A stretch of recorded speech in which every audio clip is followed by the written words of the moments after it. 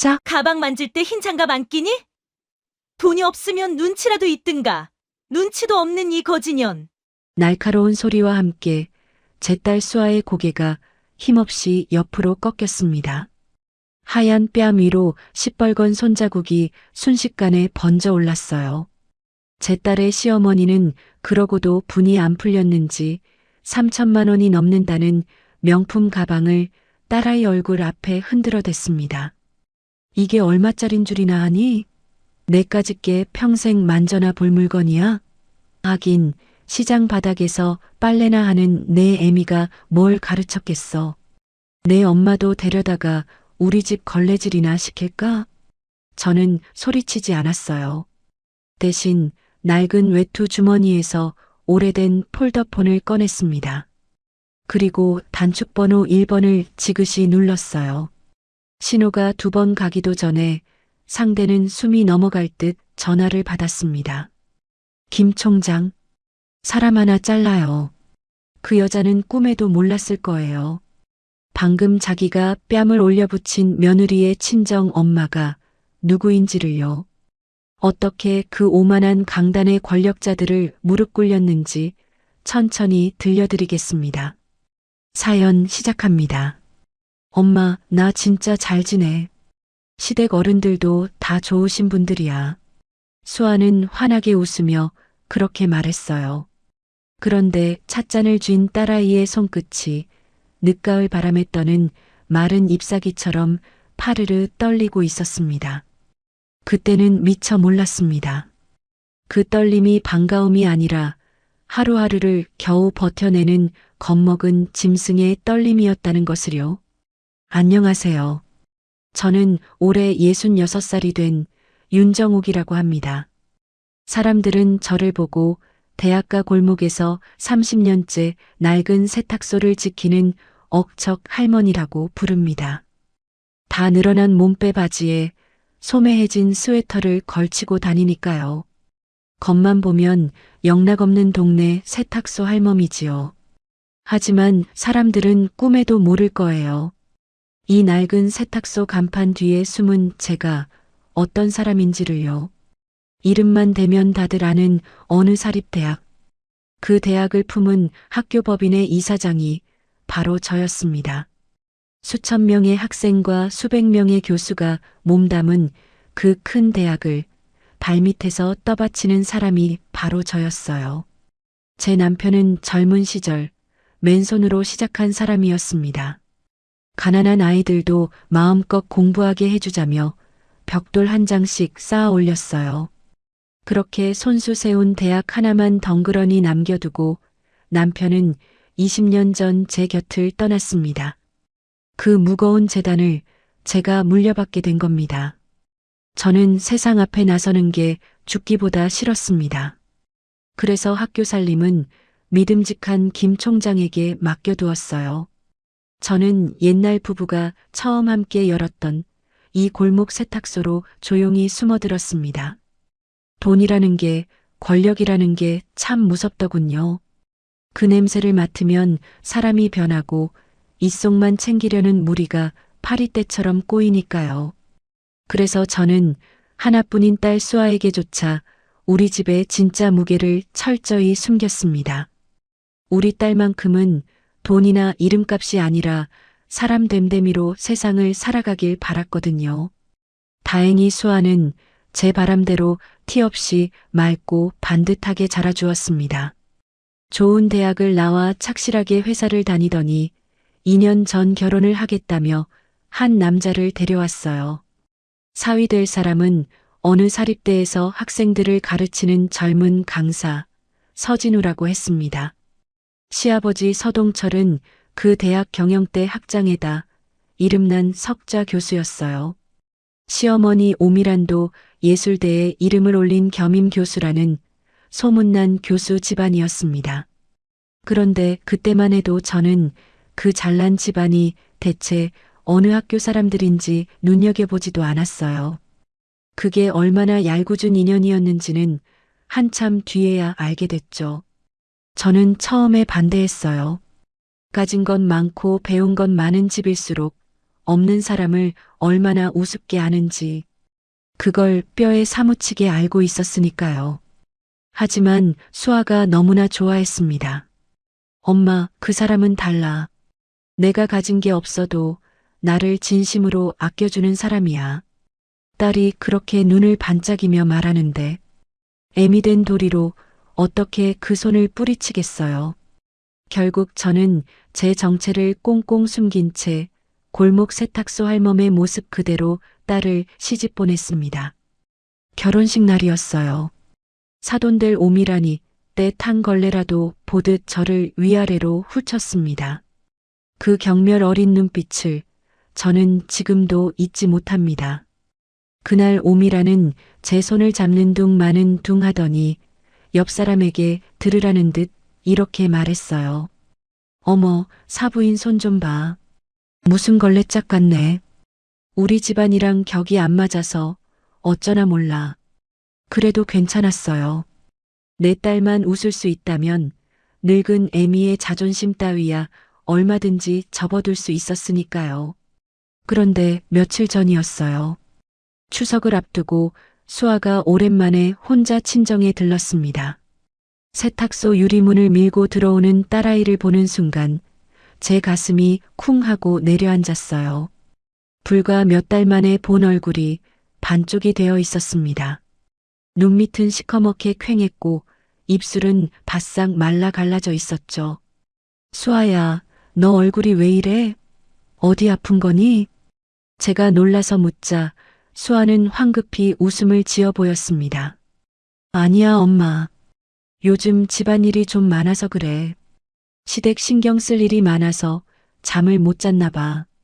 딸은 애써 밝은 목소리로 말하며 제가 내민 배 한 조각을 집으려 손을 뻗었어요. 그 손을 본 순간 저는 그만 딸의 손목을 덥석 낚아채고 말았습니다. 세상에, 너 손이 왜 이 모양이야? 그 곱던 손은 온데간데 없었어요. 손가락 마디마디가 퉁퉁 부어 있었습니다. 손등은 껍질이 벗겨져 벌겋게 달아올랐고 손끝에는 독한 약품 냄새가 희미하게 배어 있었어요. 꼭 세제와 락스에 하루 종일 손을 담그고 사는 저 같은 사람의 손이었습니다. 너 시댁에서 무슨 일을 하길래 손이 이 지경이 된 거야? 청소는 도우미 아주머니가 하신다며? 제가 다그치자 수아는 화들짝 놀라며 손을 등 뒤로 감췄어요. 아무것도 아니야, 엄마. 그냥 겨울이라 손이 좀 튼 거야. 핸드크림 바르면 금방 나, 응?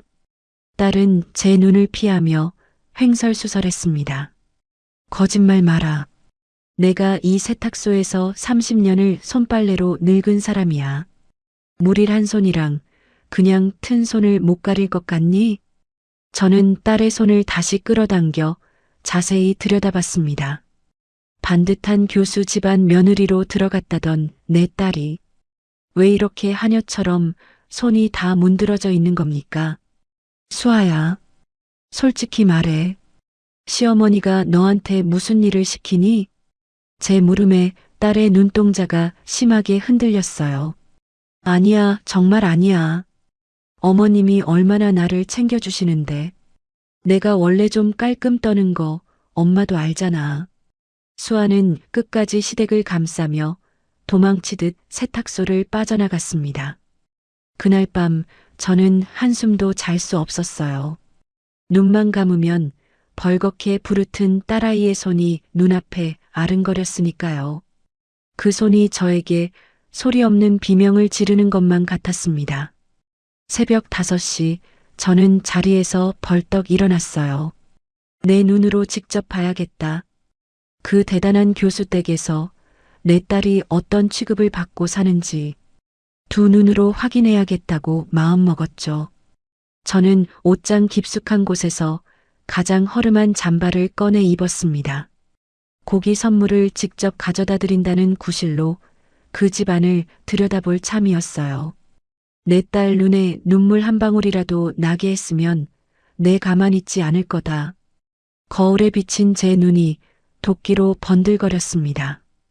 동이 트기도 전에 저는 택시를 잡아탔어요. 사돈댁이 있는 한강변 고급 주택가로 향했습니다. 높다란 담벼락과 육중한 대문이 저를 위압하듯 내려다보고 있었어요. 초인종을 누르자 대문을 열어준 건 사돈이 아니었습니다. 말끔한 앞치마를 두른 가사 도우미였어요. 그녀는 제 허름한 잠바와 보자기를 보더니 대놓고 인상을 찌푸렸습니다. 아주머니는 누구세요? 여기 잡상인 오시면 안 되는데. 잡상인 아니에요. 이댁 며느리 수아, 친정 엄마입니다. 고기 좀 전해드리러 왔어요. 제가 짐짓 당당하게 말하자 도우미는 저를 위아래로 훑더니 코웃음을 쳤어요. 아, 사모님 지금 손님들 와 계셔서 바쁘신데. 현관에 들어서자 은은한 클래식 음악과 값비싼 향초 냄새가 코끝을 스쳤어요. 거울처럼 윤이 나는 대리석 바닥에 호텔에서나 볼 법한 샹들리에. 내 딸이 이런 대궐에 산다는데도 저는 안심은커녕 숨이 턱 막혀왔습니다. 그때였어요. 거실 안쪽에서 날카로운 목소리가 새어나왔습니다. 이걸 지금 청소라고 한 거니? 눈은 폼으로 달고 다녀. 결혼식장에서 그렇게 우아한 척 교양 있는 척은 혼자 다 하던 사람. 바로 그 사람, 오미란의 목소리였어요. 저는 본능적으로 발소리를 죽이고 거실 쪽으로 다가갔습니다. 반쯤 열린 문틈으로 저는 도저히 믿을 수 없는 장면을 보고 말았어요. 넓은 거실 한쪽 진열장 앞에 제 딸 수아가 무릎을 꿇은 채 앉아 있었습니다. 진열장 안에는 가지각색의 명품 가방이 보석처럼 줄지어 놓여 있었어요. 딸아이는 그 앞에서 마른 걸레로 선반을 닦고 있었습니다. 맨손이었어요. 어제 제가 본 그 상처투성이 맨손으로 남의 가방을 하나하나 조심스럽게 어루만지고 있었죠. 오미라는 소파에 다리를 꼬고 앉아 와인 잔을 흔들며 딸아이를 매처럼 노려보고 있었습니다. 거기 그 가방 흰 장갑 끼고 만지라고 몇 번을 말했니? 그 거친 손으로 만졌다가 흠집이라도 나면 어쩌려고. 죄송해요, 어머님. 장갑을 미처 못 챙겨서요. 조심히 닦을게요. 수아의 기어 들어가는 목소리에 저는 그 자리에 못 박힌 듯 굳어버렸어요. 심장이 쿵쿵 뛰다 못해 터져버린 것만 같았습니다. 바로 그 순간이었어요. 딸아이의 떨리는 손끝이 진열장 위 검정 가방에 살짝 닿았습니다. 그리고 그 매끈한 가죽 위로 아주 희미한 지문 자국 하나가 남고 말았어요. 오미란의 눈이 번쩍 뜨였습니다. 저는 알 수 있었어요. 이제 곧 제 인생을 송두리째 뒤흔들 일이 벌어지리라는 것을요. 오미란은 진열장 위 검정 가방에 찍힌 그 희미한 지문 자국을 보았습니다. 그러더니 두 눈에서 불똥이 튀었어요. 너 지금 이거 맨손으로 만졌니? 목소리가 칼끝처럼 곤두섰어요. 죄송해요, 어머님. 닦다가 손이 잠깐 스쳐서요. 얼른 지울게요. 수아가 채 말을 잇기도 전이었어요. 오미라는 그 가방을 획 낚아채 딸아이 얼굴 앞에 사정없이 흔들어댔습니다. 지워. 가죽에 한번 벤 손자국이 지운다고 지워져? 이게 얼마짜린 줄이나 알아? 3천만 원이 넘는 물건이야. 내 1년치 월급을 통째로 갖다 바쳐도 못 사는 거라고. 수아는 고개를 푹 숙인 채 두 손을 앞으로 모으고 벌벌 떨기만 했습니다. 그 모습을 보는 오미란의 입꼬리가 비틀리며 올라갔어요. 내가 몇 번을 말했니? 이 진열장 물건 만질 때는 흰 장갑 끼라고. 그 거지 발사계 같은 손으로 남의 명품을 왜 자꾸 주물럭거려? 저는 문틈 뒤에서 숨소리마저 죽인 채 그 광경을 지켜보고 있었습니다. 당장 뛰쳐나가 딸을 끌어안고 싶었어요. 하지만 다리가 천근처럼 굳어 떨어지질 않았습니다. 내 딸이 저 집에서 어떤 취급을 받는지 두 눈으로 끝까지 봐야 한다는 모진 마음이 저를 붙잡았거든요. 가방 만질 때 흰 장갑도 안 끼니? 돈이 없으면 눈치라도 있든가. 눈치도 없는 이 거지년아. 하긴 시장 바닥에서 빨래나 하는 내 애미가 뭘 가르쳤겠어. 내 엄마도 데려다가 우리 집 걸레질이나 시킬까? 그 말이 비수처럼 제 가슴 한복판에 날아와 박혔습니다. 거지년. 내 금쪽 같은 딸이 남의 집 거실에서 그런 소리를 들으며 살고 있었던 겁니다. 게다가 이 늙은 애미까지 걸레질이나 시키겠다니요. 바로 그 순간이었어요. 짝! 경쾌하면서도 끔찍한 파열음이 넓은 거실을 가득 채웠습니다. 오밀한의 손바닥이 수아의 뺨을 사정없이 올려붙인 것입니다. 딸아이의 고개가 힘없이 옆으로 획 꺾였어요. 하얀 뺨 위로 시뻘건 손자국이 핏물처럼 번져 올랐습니다. 흑, 어머님. 수아는 맞은 뺨을 감싸 쥐지도 못한 채 그 자리에 스르르 주저앉았습니다. 그런데 그때였어요. 거실 안쪽 방문이 열리며 한 사내가 걸어 나왔습니다. 제 사위 서진우였어요. 저는 이제야 아들이 나섰구나, 제 아내를 감싸주겠구나 하고 신락 같은 희망을 품었습니다. 하지만 그 희망은 채 1초도 가지 못했어요. 엄마, 또 왜 그래? 아침부터 시끄럽게. 서진우는 제 아내가 뺨을 맞고 주저앉은 걸 뻔히 보면서도 귀찮다는 듯 인상만 찡그렸습니다. 이게 다 저 앞가림도 못하는 내 마누라 탓이잖니. 사람 만들어 놓으려니 내가 아주 속이 터진다. 수아, 너도 참 어머니 성질 알면서 왜 자꾸 일을 만들어. 그냥 하라는 대로 좀 하지. 그 말에 수아는 남편을 한번 올려다보더니 이내 고개를 떨궜어요. 제 편이 되어줄 사람이 이 넓은 집에 단 한 명도 없다는 걸. 딸아이의 그 텅 빈 눈이 말해주고 있었습니다. 더는 참을 수가 없었어요. 아니, 여기서 더 참으면 저는 사람도 아니었습니다. 저는 거실 문을 벌컥 열어젖혔습니다. 지금 이게 무슨 짓들입니까? 제 고함 소리가 쩌렁쩌렁 울려 퍼졌습니다. 오밀하니 소스라치게 놀라 뒤를 돌아봤어요. 주저앉아 있던 수아도 눈물 범벅이 된 얼굴로 고개를 들었습니다. 엄마. 딸아이의 흔들리는 눈동자에 초라한 제 모습이 비쳤습니다. 오밀하는 저를 알아보더니 당황하기는커녕 오히려 어이없다는 듯 헛웃음을 터뜨렸어요. 이게 누구야? 세탁소 사부인 아니셔? 남의 집에 허락도 없이 들어와서 지금 뭐 하시는 거예요? 딸이나 엄마나 예의범절이라고는 눈곱만큼도 없구먼. 적반하장도 유분수지 뻔뻔하기가 이를 데 없었습니다. 저는 성큼성큼 걸어가 오밀하니 손에 쥐고 있던 그 명품 가방을 빼앗았어요. 그리고 바닥에 툭 떨어뜨렸습니다. 어머, 이 여자가 미쳤나? 그거 3천만 원짜리라니까. 오밀하니 비명을 질렀어요. 저는 떨리는 속을 억누르며 그 여자의 눈을 똑바로 쏘아보았습니다. 3천만 원. 그래, 비싸네요. 그런데 그 3천만 원짜리 가죽 쪼가리가 내 딸 뺨 한 대보다 비쌉니까? 뭐라고요? 당신 오늘 아주 큰 실수를 한 겁니다. 두고두고 후회할 실수를요.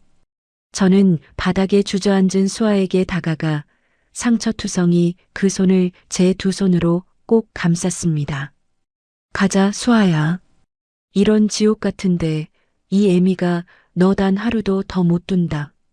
엄마, 안 돼. 나가면 안 돼.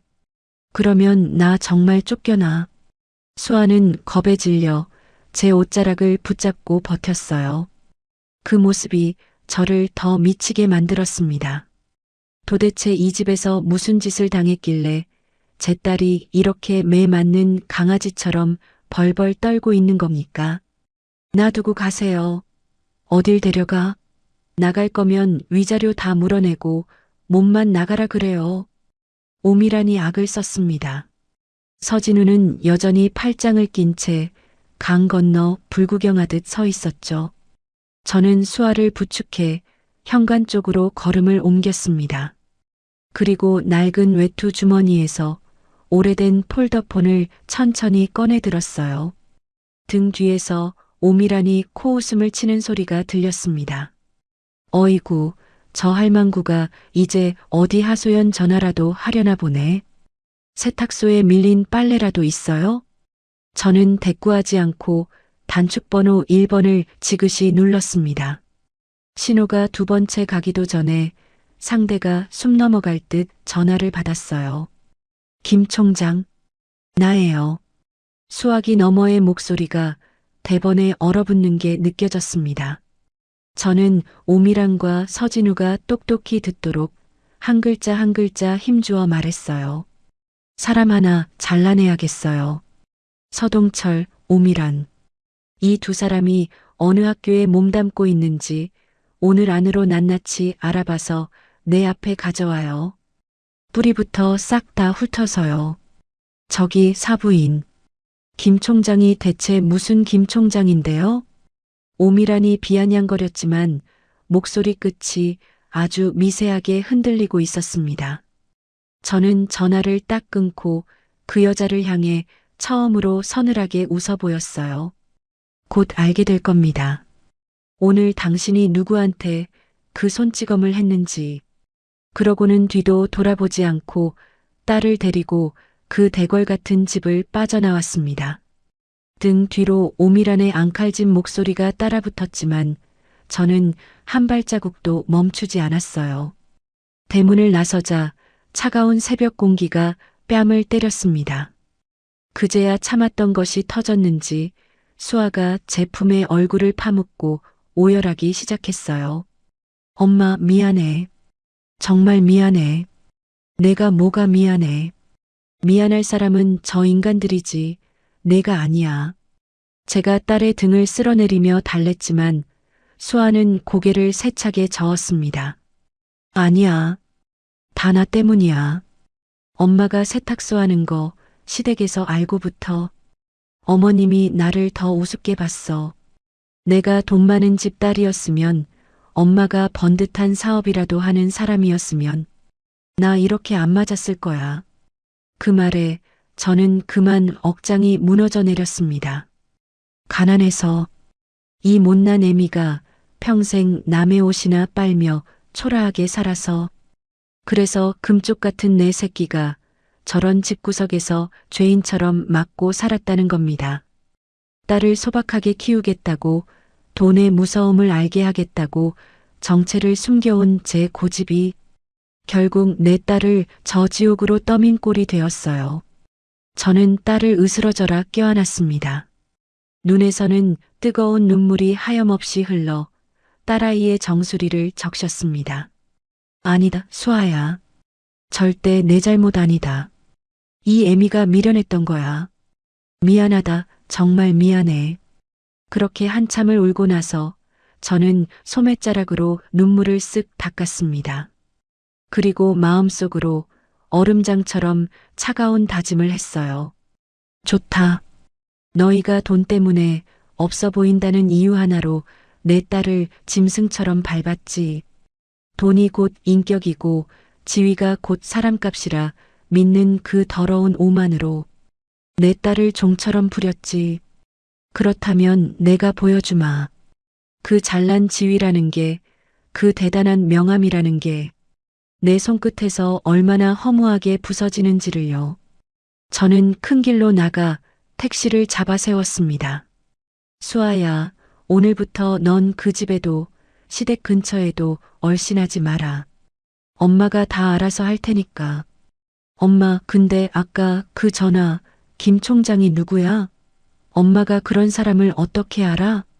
딸아이가 붓기 오른 눈으로 저를 올려다봤어요. 저는 잠시 말이 없다가 딸의 손을 가만히 쥐었습니다. 그동안 엄마가 너한테 못한 이야기가 하나 있다. 이제 그 이야기를 저 사람들한테 아주 똑똑히 들려줄 때가 온 것 같구나. 택시가 새벽도로 위를 미끄러지듯 달리기 시작했습니다. 차창 밖으로 밝아오는 하늘을 바라보며 저는 낡은 폴더폰을 다시 꺼내 들었어요. 이제 30년 동안 세탁소 간판 뒤에 숨겨두었던 제 진짜 얼굴을 꺼낼 시간이었습니다. 그 얼굴을 마주하는 순간 저 오만한 교수 집안이 어떤 표정을 지을지 생각만 해도 오래 묵은 체증이 조금은 내려가는 것 같았어요. 택시가 골목 어귀에 저희 모녀를 내려주었습니다. 저는 수아를 데리고 30년째 지켜온 낡은 세탁소 안쪽 골방으로 들어갔어요. 다림질 냄새가 배어있는 그 좁은 방에 딸아이를 뉘었습니다. 수아야, 아무 생각 말고 좀 자라. 여기는 아무도 못 들어와. 엄마가 지키고 있을게.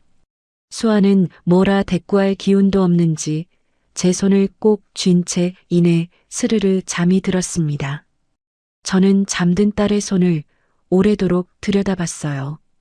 약품에 부르트고 갈라진 그 손이 새근새근 잠든 얼굴과 너무나 어울리지 않아 또 한 번 가슴이 미어졌습니다. 저는 소리나지 않게 방문을 닫고 세탁소 맨 안쪽으로 갔어요. 그곳에는 제가 30년 동안 단 한 번도 열지 않은 낡은 장롱이 하나 있었습니다. 녹슨 자물쇠를 열자 곰팡내와 함께 지나간 세월이 훅 끼쳐왔어요. 그 안에는 오래도록 개켜둔 짙은 감색 정장 한 벌과 빛바랜 사진 한 장이 놓여 있었습니다. 사진 속에서는 젊은 시절에 제 남편이 갓 지은 학교 정문 앞에서 환하게 웃고 있었어요. 가난한 집 아이도 마음 놓고 공부하는 세상을 만들겠다며 남편은 그 학교에 평생을 갈아 넣은 사람이었습니다. 돈이 없다고 없어 보인다고 사람을 깔보는 꼴을 죽기보다 싫어하던 사람이었죠. 그런 남편이 세운 학교의 교수라는 것들이 돈 없다는 이유로 제 딸의 뺨을 올려붙였습니다. 저는 사진을 가슴에 꼭 품었다가 다시 곱게 내려놓았어요. 그리고 몸빼 바지를 벗고 그 감색 정장으로 갈아입었습니다. 거울 앞에 선 사람은 더 이상 골목 세탁소 할멈이 아니었어요. 학교 법인 청운학원의 이사장 윤정욱이었습니다. 저는 폴더폰을 들어 김 총장에게 전화를 걸었습니다. 차 보내요. 재단 본관으로 갑니다. 잠시 후 낡고 후미진 그 골목에 어울리지 않는 검은 세단 한 대가 소리도 없이 미끄러져 들어왔어요. 동네 사람이 봤다면 눈이 휘둥그레졌을 겁니다. 남의 빨래나 하던 할멈이 그런 차에 오르는 광경을요. 차는 강남 한복판 유리로 번쩍이는 청운학원 재단 본관 앞에 저를 내려주었습니다. 로비에 들어서자 젊은 직원 하나가 제 행색을 힐끔 보더니 앞을 막아섰어요. 어르신, 여기는 관계자만 들어오는 곳입니다. 무슨 일로 오셨어요? 바로 그때 엘리베이터에서 뛰쳐나온 두 사람이 있었습니다. 청운대학교 총장 김병규와 재단 사무처장 한 실장이었어요. 두 사람은 저를 보자마자 허리를 90도로 꺾어 인사했습니다. 이사장님, 오셨습니까? 앞을 막아섰던 젊은 직원의 얼굴이 삶은 문어처럼 벌겋게 달아올랐어요. 저는 그 직원은 쳐다보지도 않고 곧장 이사장실로 걸음을 옮겼습니다. 푹신한 가죽 의자에 앉자 김 총장이 조심스럽게 물었어요. 이사장님, 20년 가까이 학교 일에 일절 관여 안 하셨는데 이렇게 갑자기 어인 일로. 한 실장, 서동철, 오미란, 서진우. 이 세 사람 인사 기록 지금 당장 가져와요. 제 서슬 퍼런 목소리에 한 실장은 군말 없이 뛰어나갔습니다.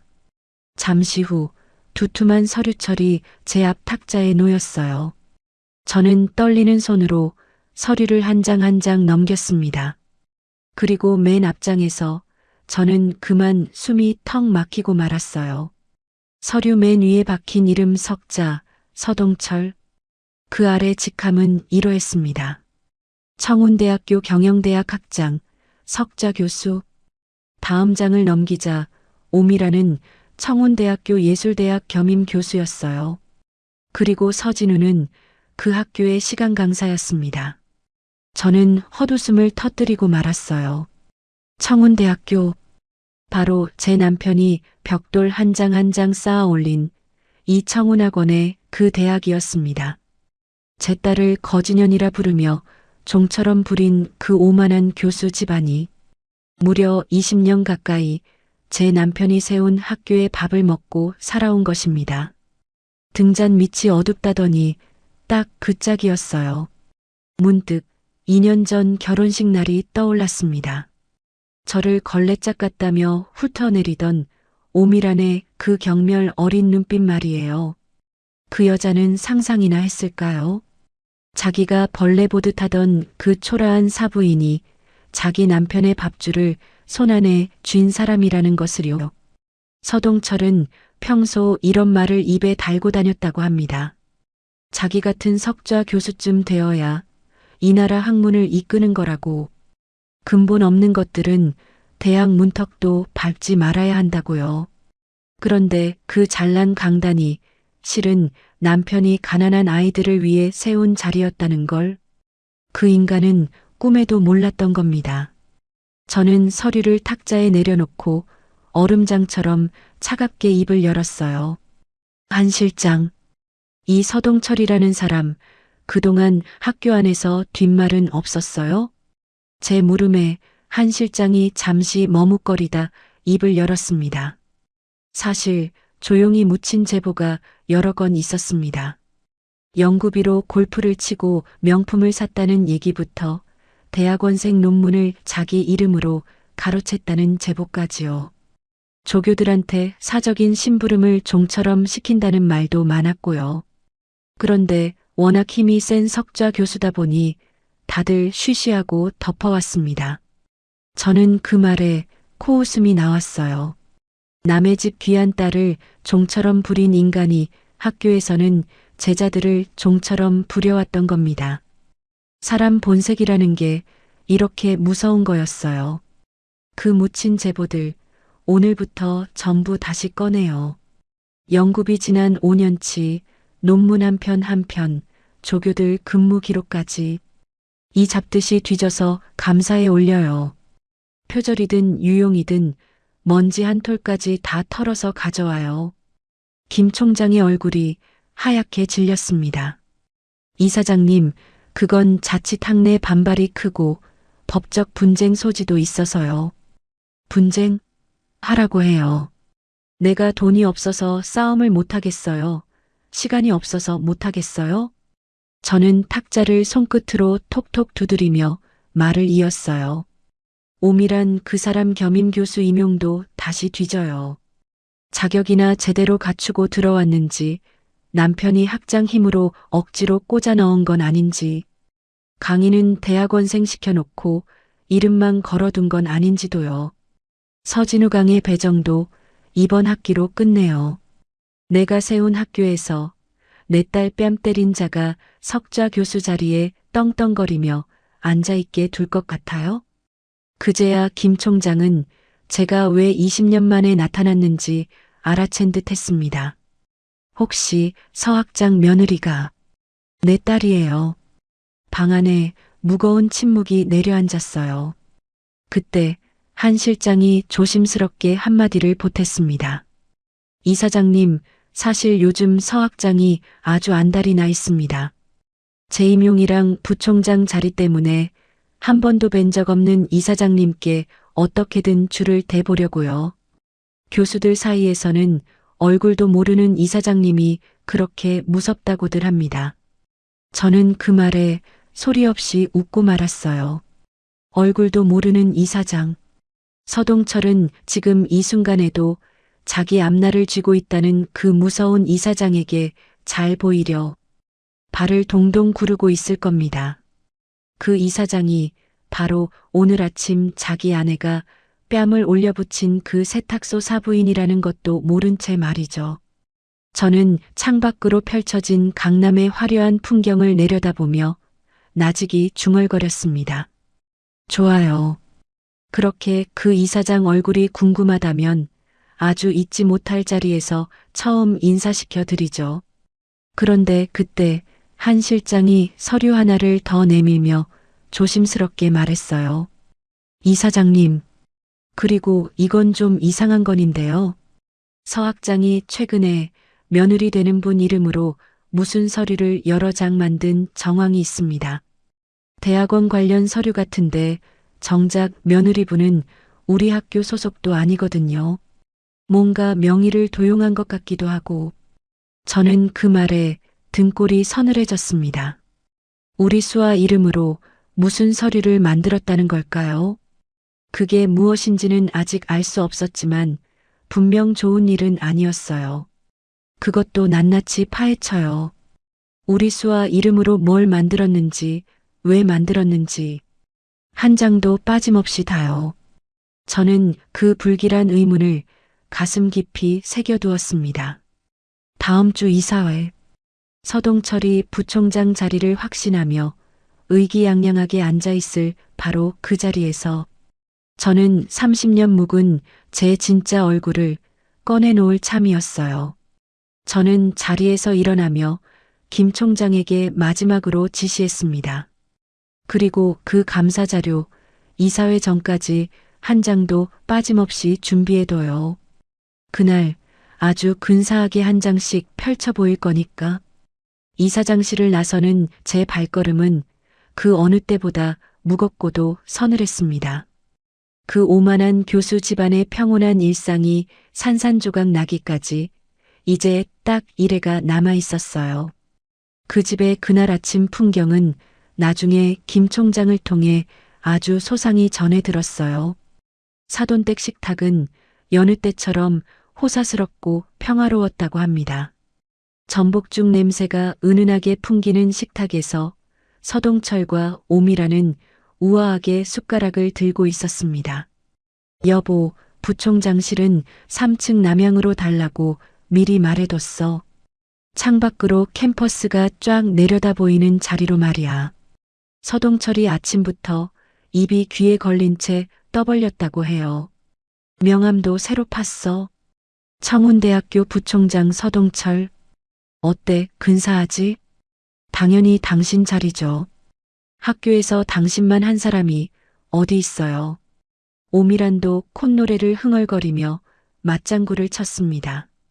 자기들 밥줄을 쥔 사람이 누구인지도 모른 채 참으로 태평한 아침이었어요. 그나저나 어제 그 세탁소 할망구 아주 볼만했지 뭐야. 남의 집에 신발 신고 쳐들어와서는. 오미란이 어제 일을 떠올리며 혀를 찼습니다. 글쎄 그 할망구가 전화기를 꺼내 들더니 김 총장 어쩌고 하면서 사람 하나 자르라나 뭐라나 큰 소리를 치더라니까요. 세탁소 하는 주제에 김 총장을 어떻게 알아? 노망이 단단히 난게지. 하여간 근본 없는 것들이란. 됐어. 그런 근본 없는 것들이랑 엮인 게 잘못이지. 수아, 그것도 문제야. 제 어미 왔다고 짐 싸서 나가버려. 당장 잡아들여서 위자료 청구 소송이라도 걸어야 정신을 차리지. 두 사람은 제 딸을 그리고 저를 안주 삼아 낄낄거리며 아침을 즐기고 있었습니다. 바로 그때였어요. 딩동 하고 현관 초인종이 울렸습니다. 등기 우편입니다. 본인이 직접 받으셔야 합니다. 서동철이 귀찮다는 듯 슬리퍼를 끌며 나가 누런 대봉투 하나를 받아들었습니다. 봉투 겉면에는 청운학원 재단 이사장 직인이 선명하게 찍혀 있었어요. 이사장실에서 온 등기네. 재임용 확정 통보인가 보군. 서동철은 콧노래를 부르며 봉투를 뜯었습니다. 그런데 서류를 읽어내려가던 그의 얼굴이 순식간에 기괴하게 일그러지기 시작했어요. 재임용 심사를 잠정 보류한다는 통보였습니다. 그리고 최근 5년치 연구비 집행 내역과 논문 전반에 대한 감사의 즉시 착수한다는 내용이었어요. 이게 무슨, 왜 그래요, 여보? 무슨 일인데? 오미란이 숟가락을 내려놓고 서류를 낚아챘습니다. 서류를 훑어 내려가던 그녀의 손이 사시나무처럼 떨리기 시작했어요. 감사, 재임용 보류, 이게 대체 무슨 소리야? 부총장 자리를 눈앞에 두고 감사라니. 서동철이 벌떡 일어나 전화기를 집어들었습니다. 교무처로, 이사회 사무국으로, 친분 있는 교수들에게로 미친 듯이 전화를 돌렸어요. 하지만 돌아오는 대답은 하나같이 절망적이었습니다. 학장님, 저희도 위에서 지시가 내려와서요. 감사팀이 벌써 학장님 연구실 자료를 봉인했습니다.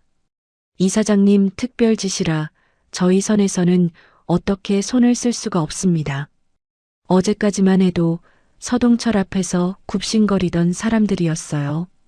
그런데 하루아침에 전화를 피하고 마주치면 슬금슬금 자리를 뜨더랍니다. 다음 주로 잡혀있던 서동철의 특별 강연도 주최 측에서 조용히 취소해버렸다고 하고요. 평생 이 학교를 손바닥 위에 올려놓고 주무르던 서동철이었어요. 그런 그가 전화 한 통으로 아무것도 할 수 없는 신세가 되어버린 겁니다. 같은 시각 저는 이사장실에 앉아 따뜻한 차를 마시고 있었습니다. 한 실장이 조심스럽게 방으로 들어와 보고했어요. 이사장님, 감사팀에서 벌써 첫 자료가 올라왔습니다. 서 학장이 연구비로 골프 회원권을 끊고 사모님 명품 가방까지 산 정황이 나왔습니다.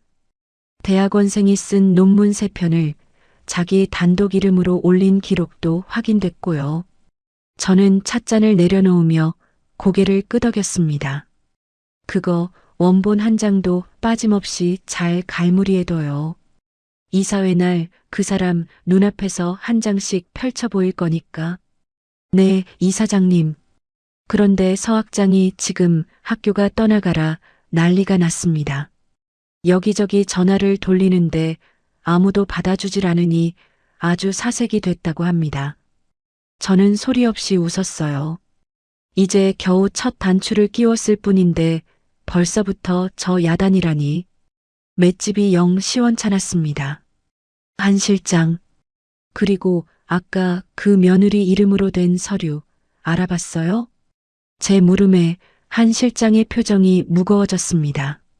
네, 그게 서 학장이 며느리분 이름으로 대학원 연구 프로젝트 참여 동의서랑 연구비 수령 서류를 여러 장 만들어 뒀더군요. 정작 며느리분은 아무것도 모르는데 서류상으로는 그분이 연구비를 받은 걸로 되어 있습니다. 나중에 문제가 터지면 그 책임을 며느리분한테 뒤집어 씌우려던 것 같습니다. 저는 그 말에 온몸의 피가 거꾸로 솟는 것 같았어요.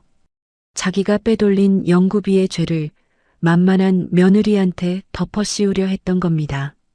우리 딸을 종처럼 부린 것도 모자라서 이제는 죄까지 뒤집어 씌우려 하다니요.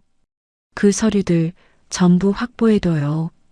우리 수아가 그 서류에 사인한 적도 없고 아무것도 모른다는 것까지 다 증명해 두고요. 이건 이사회 날 아주 요긴하게 쓸 거예요. 저는 이를 악물었습니다. 한 실장, 오미란 그 사람 겸임 교수 재심사 통보도 오늘 바로 나가게 해요. 서진우 그 사람 다음 학기 강의 배정도 전면 취소하고요. 네, 이사장님. 그렇게 처리하겠습니다. 그날 오후 사돈댁에는 2번째, 3번째 폭탄이 연달아 떨어졌습니다. 오미란에게는 겸임 교수 재심사 통보가 날아들었어요. 알고 보니 그녀는 변변한 경력도 없이 순전히 남편이 학장 자리에서 밀어 넣어준 자리였습니다. 강의는 대학원생을 시켜놓고 정작 본인은 이름만 걸어둔 채 명품이나 사러 다녔던 거예요. 서진우에게는 다음 학기 강의가 한 과목도 배정되지 않았습니다. 아버지 힘만 믿고 교수 임용을 준비하던 그 젊은 강사는 하루아침에 강단에 설 자리조차 잃어버렸습니다.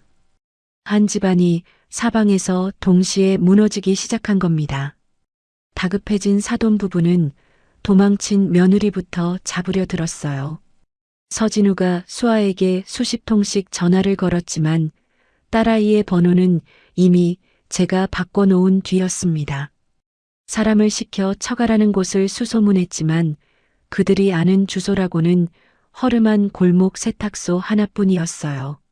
설마 그 초라한 세탁소 골방에 자기들 목줄을 쥔 이사장이 딸을 품고 앉아 있으리라고는 꿈에도 생각지 못했겠지요. 그날 밤 사돈댁은 초상집이 따로 없었다고 해요. 당신 대체 뭘 어떻게 했길래 이 사달이 난 거야? 감사해서 연구비 그거 다 걸리면 우리 어떻게 되는데? 오미란이 머리를 쥐어뜯으며 악을 썼습니다. 나도 몰라. 갑자기 이사장이 왜 20년 만에 나서서 나를 잡는 건데? 서동철도 넋이 나간 사람처럼 소리쳤어요. 얼굴 한 번 본 적 없는 그 이사장이 서동철에게는 하늘 같은 존재였습니다. 평생 한 번 아련하지 못한 그 이사장에게 잘 보이려고 명절마다 굴비 세트를 보내고 안달을 하던 사람이 바로 그였으니까요. 그런 이사장이 갑자기 자기 목줄을 조여오니 서동철은 도무지 영문을 알 수가 없었던 겁니다. 이사장한테 어떻게든 줄을 대야 해. 무릎을 꿇든 뭘 하든 그 양반 얼굴만 볼 수 있으면. 서동철은 밤새 잠 한숨 못 자고 이사장에게 닿을 길을 찾아 헤맸다고 합니다. 자기 앞날을 쥔 그 무서운 이사장이 바로 어제 아침 자기 아내가 뺨을 올려붙인 그 초라한 세탁소 사부인이라는 걸. 그 인간은 정말이지 꿈에도 상상하지 못했어요. 저는 그날 밤 잠든 수아의 머리맡을 지키며 창밖에 달을 올려다봤습니다. 서동철은 그렇게도 이사장의 얼굴이 궁금하겠지요. 좋습니다. 이래 뒤 이사회 그 화려한 회의실에서 저는 그 오만한 얼굴들에게 얼굴 없는 이사장의 진짜 얼굴을 아주 똑똑히 보여줄 참이었어요. 그날이 저들에게는 세상에서 가장 긴 하루가 될 겁니다. 며칠 새 청운대학교 안에서는 이상한 말 한마디가 사람들 입에 오르내리기 시작했다고 합니다. 얼굴을 본 사람이 아무도 없다는 그 이사장이 20년 만에 학교 일에 직접 손을 대기 시작했다는 소문이었어요. 평생 교수들 위해 군림하던 서동철조차 그 이름 석자 앞에서는 사시나무 떨듯 떤다는 이야기가 강이동 복도마다 스멀스멀 번져나갔습니다. 글쎄 서 학장이 요즘 넋이 나갔대. 재임용도 부총장도 다 물 건너갔다더라고. 이사장이 대체 누군데? 나 여기 15년 있었는데 얼굴 한 번을 못 봤어. 몰라. 그냥 무섭다는 말만 들었지. 총장님도 그 앞에서는 허리를 90도로 꺾는다잖아. 교수 휴게실에서, 조교들 사무실에서 사람들은 목소리를 낮춰 그 얼굴 없는 이사장 이야기를 주고받았습니다. 누구도 본 적 없는 사람이 학교에서 가장 무서운 사람이 되어 있었던 거예요. 저는 그 소문을 김 총장에게 전해 듣고 소리 없이 웃고 말았습니다. 세상 참 얄궂지요. 30년을 남의 빨래나 하며 골목에 숨어 산 할멈이 어느 날 갑자기 온 학교가 두려워하는 그림자가 되어버렸으니까요. 하지만 저는 아직 그 그림자에서 얼굴을 꺼낼 생각이 없었어요. 때가 무르익기 전에 정체를 드러내면 저 교활한 서동철이 어떻게든 빠져나갈 구멍을 찾을 게 뻔했거든요.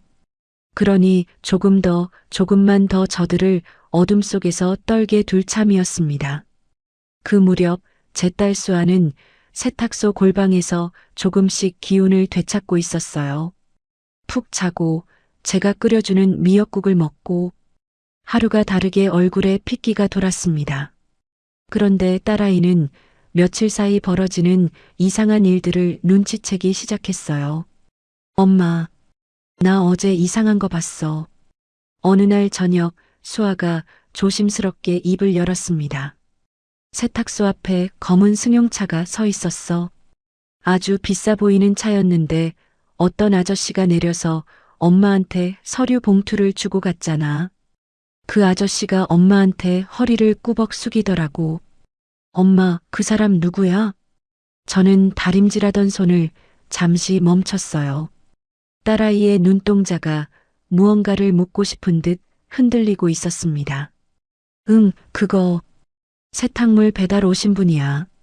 큰 회사 단체복을 우리가 맡아서 하거든. 저는 애써 태연하게 둘러댔어요. 하지만 수아는 쉽게 넘어가지 않았습니다. 엄마, 세탁물 배달하는 사람이 왜 엄마한테 아흔도로 인사를 해? 그리고 그 봉투 무슨 학교 이름이 찍혀 있던데. 딸아이의 목소리가 조금씩 떨려왔어요. 엄마, 요즘 진짜 이상해. 매일 새벽에 어디를 다녀오고 전화도 자꾸 골방에 들어가서 받고 나한테 뭐 숨기는 거 있지? 저는 다리미를 내려놓고 딸아이를 가만히 바라봤습니다. 곱던 얼굴이 이제 겨우 사람 꼴을 찾아가는데 여기서 진실을 다 털어놓았다가 또 마음고생을 시킬까 두려웠어요. 수아야, 엄마가 너한테 못한 이야기가 있다고 했지. 그거 곧 다 말해줄게. 지금은 아니야. 조금만 더 기다려줘. 제 목소리가 저도 모르게 젖어들었습니다. 수아는 그런 저를 한참 바라보더니 더 캐묻지 않았어요. 대신 제 손을 꼭 잡으며 말했습니다. 엄마, 나 사실 엄마가 뭘 하든 상관없어. 그냥 엄마가 나 때문에 무리하는 거면 그게 싫은 거야. 나 하나 때문에 엄마가 위험한 일에 나서는 거면. 그 말에 저는 그만 눈시울이 뜨거워졌어요. 이 착한 것이 제 몸이 그 지경이 되도록 막고 살았으면서도 아직도 제 걱정부터 하고 있는 겁니다. 바보 같은 소리. 엄마가 무슨 위험한 일을 해. 걱정 말고 밥이나 든든히 먹어. 응? 저는 딸의 등을 토닥이며 속으로 다시 한번 다짐을 굳혔습니다. 수아야, 이 애미가 내가 흘린 눈물 한 방울까지 저들에게 남김없이 되돌려줄 거다. 같은 시각 사돈댁은 하루하루가 지옥이었다고 해요. 서동철은 감사 통보를 받은 그날 이후로 학교에서 완전히 외톨이가 되어 있었습니다. 어제까지 굽신거리던 후배 교수들이 복도에서 그를 보면 슬금슬금 피했어요. 늘 그의 방에 드나들던 조교들도 발길을 뚝 끊었습니다. 서 학장, 요즘 큰일 났다며? 감사팀이 연구실을 아예 봉인했다던데. 저러다 옷 벗는 거 아니야? 등 뒤에서 수군거리는 소리가 서동철의 귀에도 다 들렸습니다. 평생 이 학교를 손안에 쥐고 흔들던 사람이 하루아침에 사람들이 피해 다니는 신세가 되어버린 거예요. 서동철은 이를 악물고 자기 앞날을 쥔 그 이사장에게 닿을 길을 찾아 헤맸습니다. 동창회 인맥, 이사회 관계자, 심지어 재단 청소 용역 업체 사람까지 붙잡고 물었어요. 이사장님이 대체 어떤 분이십니까? 성함이라도 사시는 곳이라도 좀. 하지만 돌아오는 대답은 한결같았습니다. 저희도 모릅니다. 그분은 절대 앞에 나서질 않으세요. 20년 동안 공식 석상에 한 번을 안 나오셨으니까요. 서동철은 미칠 노릇이었습니다. 얼굴도 모르는 상대에게 잘 보이려면 우선 그 얼굴부터 알아야 할 것 아닙니까? 그런데 그 이사장이라는 사람은 마치 안개처럼 잡히지가 않았어요. 여보, 어떻게 좀 해봐요. 이러다 우리 정말 다 끝나요. 오미란이 신경질적으로 소리를 질렀습니다. 그녀에게도 그날 청천벽력 같은 통보가 하나 더 날아든 참이었어요. 겸임 교수 재심사에서 그녀가 애초에 자격 요건을 채우지 못한 채 임용됐다는 사실이 드러난 겁니다. 강희는 대학원생에게 떠넘기고 이름만 걸어두었던 것도 명품이나 사러 다니느라 강의실에 얼굴 한번 제대로 안 비쳤던 것도 하나하나 기록으로 나오기 시작했어요. 당신 자리도 위태로운 판에 지금 내 걱정할 때야? 나부터 살고 봐야 할 것 아니냐고. 서동철이 버럭 소리를 질렀습니다. 우아하게 클래식을 틀어놓고 와인을 마시던 그 평화롭던 집이 이제는 서로를 물어뜯는 싸움판이 되어 있었어요. 바로 그때 오미란의 머릿속에 한 사람이 스쳐 지나갔습니다. 여보, 수아, 우리 며느리 말이에요. 그년이 왜? 그 애가 이사장하고 무슨 연이 있는 게 아닐까요? 생각해봐요. 그 세탁소 할망구가 우리 집에서 김 총장한테 전화를 걸었잖아요. 사람 하나 자르라고. 그러고 나서 바로 이 사달이 났고요. 서동철의 눈이 번쩍 뜨였습니다. 그러고 보니 그래. 그 할망구가 김 총장을 어떻게 알아? 설마. 두 사람은 서로를 바라봤어요. 무언가 신락 같은 끈을 잡은 듯한 표정이었습니다. 수아를 찾아. 그 애를 통하면 이사장한테 닿을 길이 나올지도 몰라. 아니, 최소한 그 세탁소 할망구가 뭘 아는지는 알아낼 수 있겠지. 서동철이 서둘러 아들을 불렀습니다. 진우야, 당장 내 처가부터 찾아. 그 세탁소로 가서 무슨 수를 써서라도 수아를 데려와.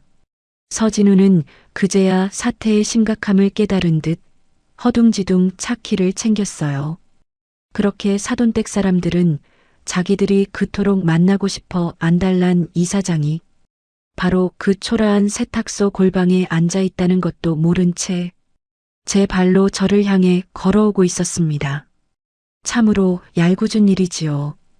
벌레 보듯 하던 그 세탁소 할멈에게 이제 두 손 비비며 매달리러 오고 있었으니까요. 그날 저녁 세탁소 유리문을 요란하게 두드리는 소리가 났습니다. 쾅, 쾅, 쾅. 수아야, 수아 있는 거 다 알아. 문 열어. 서진우의 목소리였어요. 골방에 있던 수아의 얼굴이 새하얗게 질렸습니다. 엄마 어떡해. 그 사람이 왔어. 나 데리러 온 거야. 딸아이가 제 옷자락을 붙잡고 벌벌 떨었어요.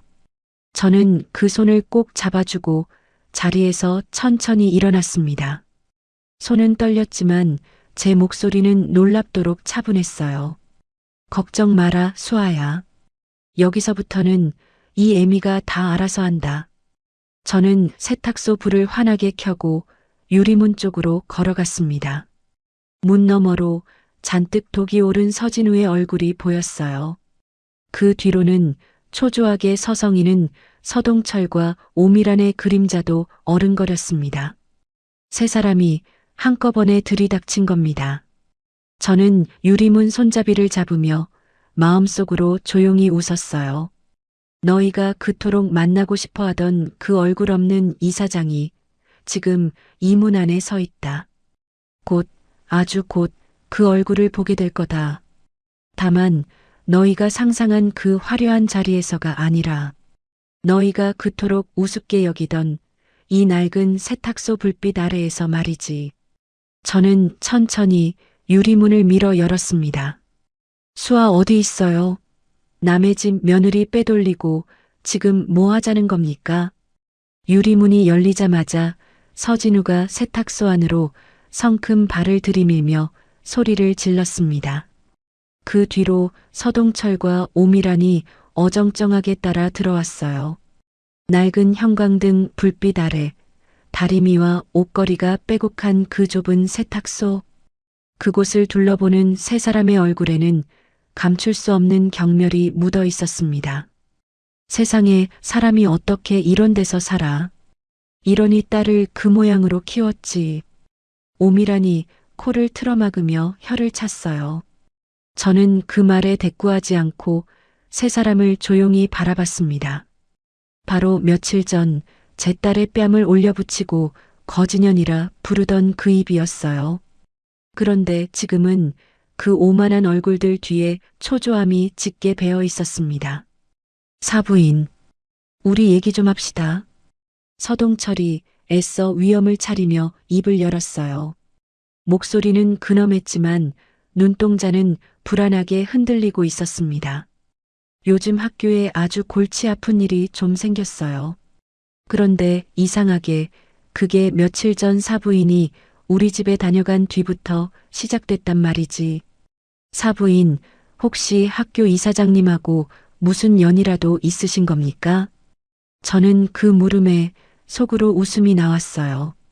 이 사람이 지금 자기 밥줄을 쥔 이사장이 바로 눈앞에 서 있는 줄도 모르고 그 이사장에게 닿을 길을 저에게 묻고 있는 겁니다. 이사장님이요? 제가 그런 높은 분을 어떻게 알겠어요? 저야 그저 남의 옷이나 빠는 세탁소 할멈인데요. 저는 짐짓태연하게 대답했습니다. 그러자 서동철의 표정이 대번에 무너졌어요. 한 가닥 잡았던 신락 같은 희망이 제 대답에 툭 끊어져 버린 겁니다. 그럼 그 김 총장이라는 사람은 어떻게 아는 겁니까? 그날 사부인이 전화로 아, 그거요. 우리 세탁소 단골이에요. 김 씨 성가진 총각이 하나 있는데 다들 김 총장이라고 놀려요. 노총각이라고요. 제 능청스러운 거짓말에 서동철은 맥이 탁 풀린 얼굴이 되었습니다. 거참, 그럼 죄다 우연이었단 말이야. 바로 그때 골방 문틈으로 이 광경을 지켜보던 수아가 참지 못하고 걸어 나왔어요. 그만하세요. 저 안 돌아갈 거예요. 딸아이의 목소리는 떨렸지만 눈빛만은 단단했습니다. 수아, 너 인연 지금 뭐라고 했어? 오미란이 눈을 부라리며 다가섰어요. 그러자 수아가 한 발 물러서지 않고 또박또박 말했습니다. 어머님, 저 그 집에서 2년 동안 사람 대접 한 번을 못 받았어요. 명절이고 뭐고 새벽부터 밤까지 청소하고 시중 들고 손이 이렇게 다 문드러지도록요. 그런데 뺨까지 맞았잖아요. 거지년 소리 들으면서요. 수아가 부르튼 제 손을 세 사람 앞에 쫙 펴 보였어요. 약품에 갈라지고 껍질이 벗겨진 그 손을 보고도 오미라는 눈 하나 깜짝하지 않았습니다. 그러게 누가 그렇게 눈치 없이 굴래? 시댁 어른 물건 하나 제대로 못 다루는 게 맞아도 싸지. 그 말에 저는 조용히 눈을 감았다 떴어요. 이 사람들은 끝까지 자기들이 뭘 잘못했는지 모르고 있었습니다. 돈 없고 없어 보이는 사람은 밟아도 되는 거라고 뼛속까지 그렇게 믿고 사는 사람들이었어요. 돌아가세요. 저는 나직하지만 서늘하게 말했습니다. 오늘은 이만 돌아가세요. 우리 수아는 이제 그 집 사람 아닙니다. 뭐요? 이 할망구가 정말 서진우가 발끈해서 손을 치켜들려는 순간이었어요. 저는 그 앞을 딱 가로막고 섰습니다. 손 떼면 그땐 정말 후회하게 될 거예요. 아주 크게요. 제 눈빛이 어찌나 서늘했는지 서진우는 저도 모르게 손을 슬그머니 내렸습니다. 세 사람은 한참을 씩씩거리다 결국 아무 소득도 없이 세탁소를 나섰어요. 문을 나서며 오미란이 앙칼지게 쏘아붙였습니다. 두고 봐요. 우리가 어떤 집안인 줄 알고 세탁소 할망구 따위가 감히. 저는 그 뒷모습을 바라보며 속으로 나직이 중얼거렸어요. 그래, 너희가 어떤 집안인지 이제 곧 내가 아주 똑똑히 알려주마. 그리고 그 대단한 집안이 내 손끝에서 얼마나 허무하게 부서지는지도 말이다. 그날 세 사람이 돌아간 뒤 수아가 제 옆에 조용히 앉았어요. 엄마, 아까 나 무서웠는데 엄마가 딱 막아서니까 이상하게 하나도 안 무서웠어. 엄마, 진짜 무슨 힘이 있는 사람 같았어. 딸아이가 물끄러미 저를 올려다봤습니다. 저는 그 머리를 쓸어 넘겨주며 조금씩 마음의 준비를 시켰어요. 수아야, 며칠만 더 있으면 엄마가 너한테 다 이야기해 줄 거야. 엄마가 왜 여기 숨어 살았는지, 아빠가 어떤 사람이었는지, 다. 이튿날 아침, 저는 다시 감색 정장으로 갈아입고 재단 본관으로 향했습니다. 이사장실에는 한 실장이 밤새 정리한 감사 자료가 산더미처럼 쌓여 있었어요. 이사장님, 이거 보시면 아마 놀라실 겁니다. 한 실장이 두툼한 서류철을 제 앞에 펼쳐 놓았습니다. 한 장 한 장 넘길수록 서동철이라는 사람의 민낯이 적나라하게 드러났어요. 우선 연구비 부분입니다. 지난 5년간 서 학장이 연구비 명목으로 받은 돈이 약 8억 원인데 이 중 상당액이 개인 용도로 쓰였습니다. 골프장 회원권, 해외여행, 그리고 한 실장이 잠시 말을 멈추고 사진 한 장을 꺼냈습니다. 이겁니다. 3천만 원짜리 명품 가방 결제 내역이요. 연구비 카드로 긁었더군요. 저는 그 사진을 보고 나도 모르게 헛웃음이 터졌어요. 바로 그 가방이었습니다. 제 딸이 지문을 남겼다고 뺨을 맞은 그 3천만 원짜리 가방. 그게 실은 학생들 연구비로 산 물건이었던 겁니다. 가난한 아이들 공부시키라고 남편이 세운 재단의 돈으로 제 딸을 때린 흉기를 산 거예요. 논문 쪽은 더 심각합니다. 지난 7년간 서 학장 이름으로 나온 논문 12편 중 6편이 대학원생이 쓴 걸 가로챈 정황이 확인됐습니다. 제자들 증언도 확보했고요. 그중 한 학생은 억울함을 못 이겨 학교를 그만두기까지 했습니다. 저는 서류를 넘기던 손을 멈췄어요. 그 학생 찾을 수 있어요? 네. 이미 연락이 닿았습니다. 이사장님이 부르시면 증언대에 서겠다고 했습니다. 저는 고개를 끄덕였습니다. 이제 증거는 차고 넘쳤어요. 논문 표절, 연구비 유용, 겸임 교수 부정 임용, 그리고 며느리 명예 도용까지. 이 하나하나가 교수 한 사람을 학계에서 완전히 매장시키고도 남을 폭탄이었습니다. 한 실장, 이 자료들 이사회 날 한 장씩 펼쳐 보일 수 있게 순서대로 정리해둬요. 문자, 결제 내역, 사진, 논문, 증언, 그리고 우리 수화명의 도용 서류. 이 순서로요. 네, 이사장님.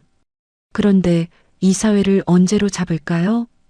저는 창밖으로 펼쳐진 캠퍼스를 내려다봤어요. 가난한 아이들이 마음껏 뛰노는 그 뜰을, 남편이 그토록 사랑했던 그곳을요.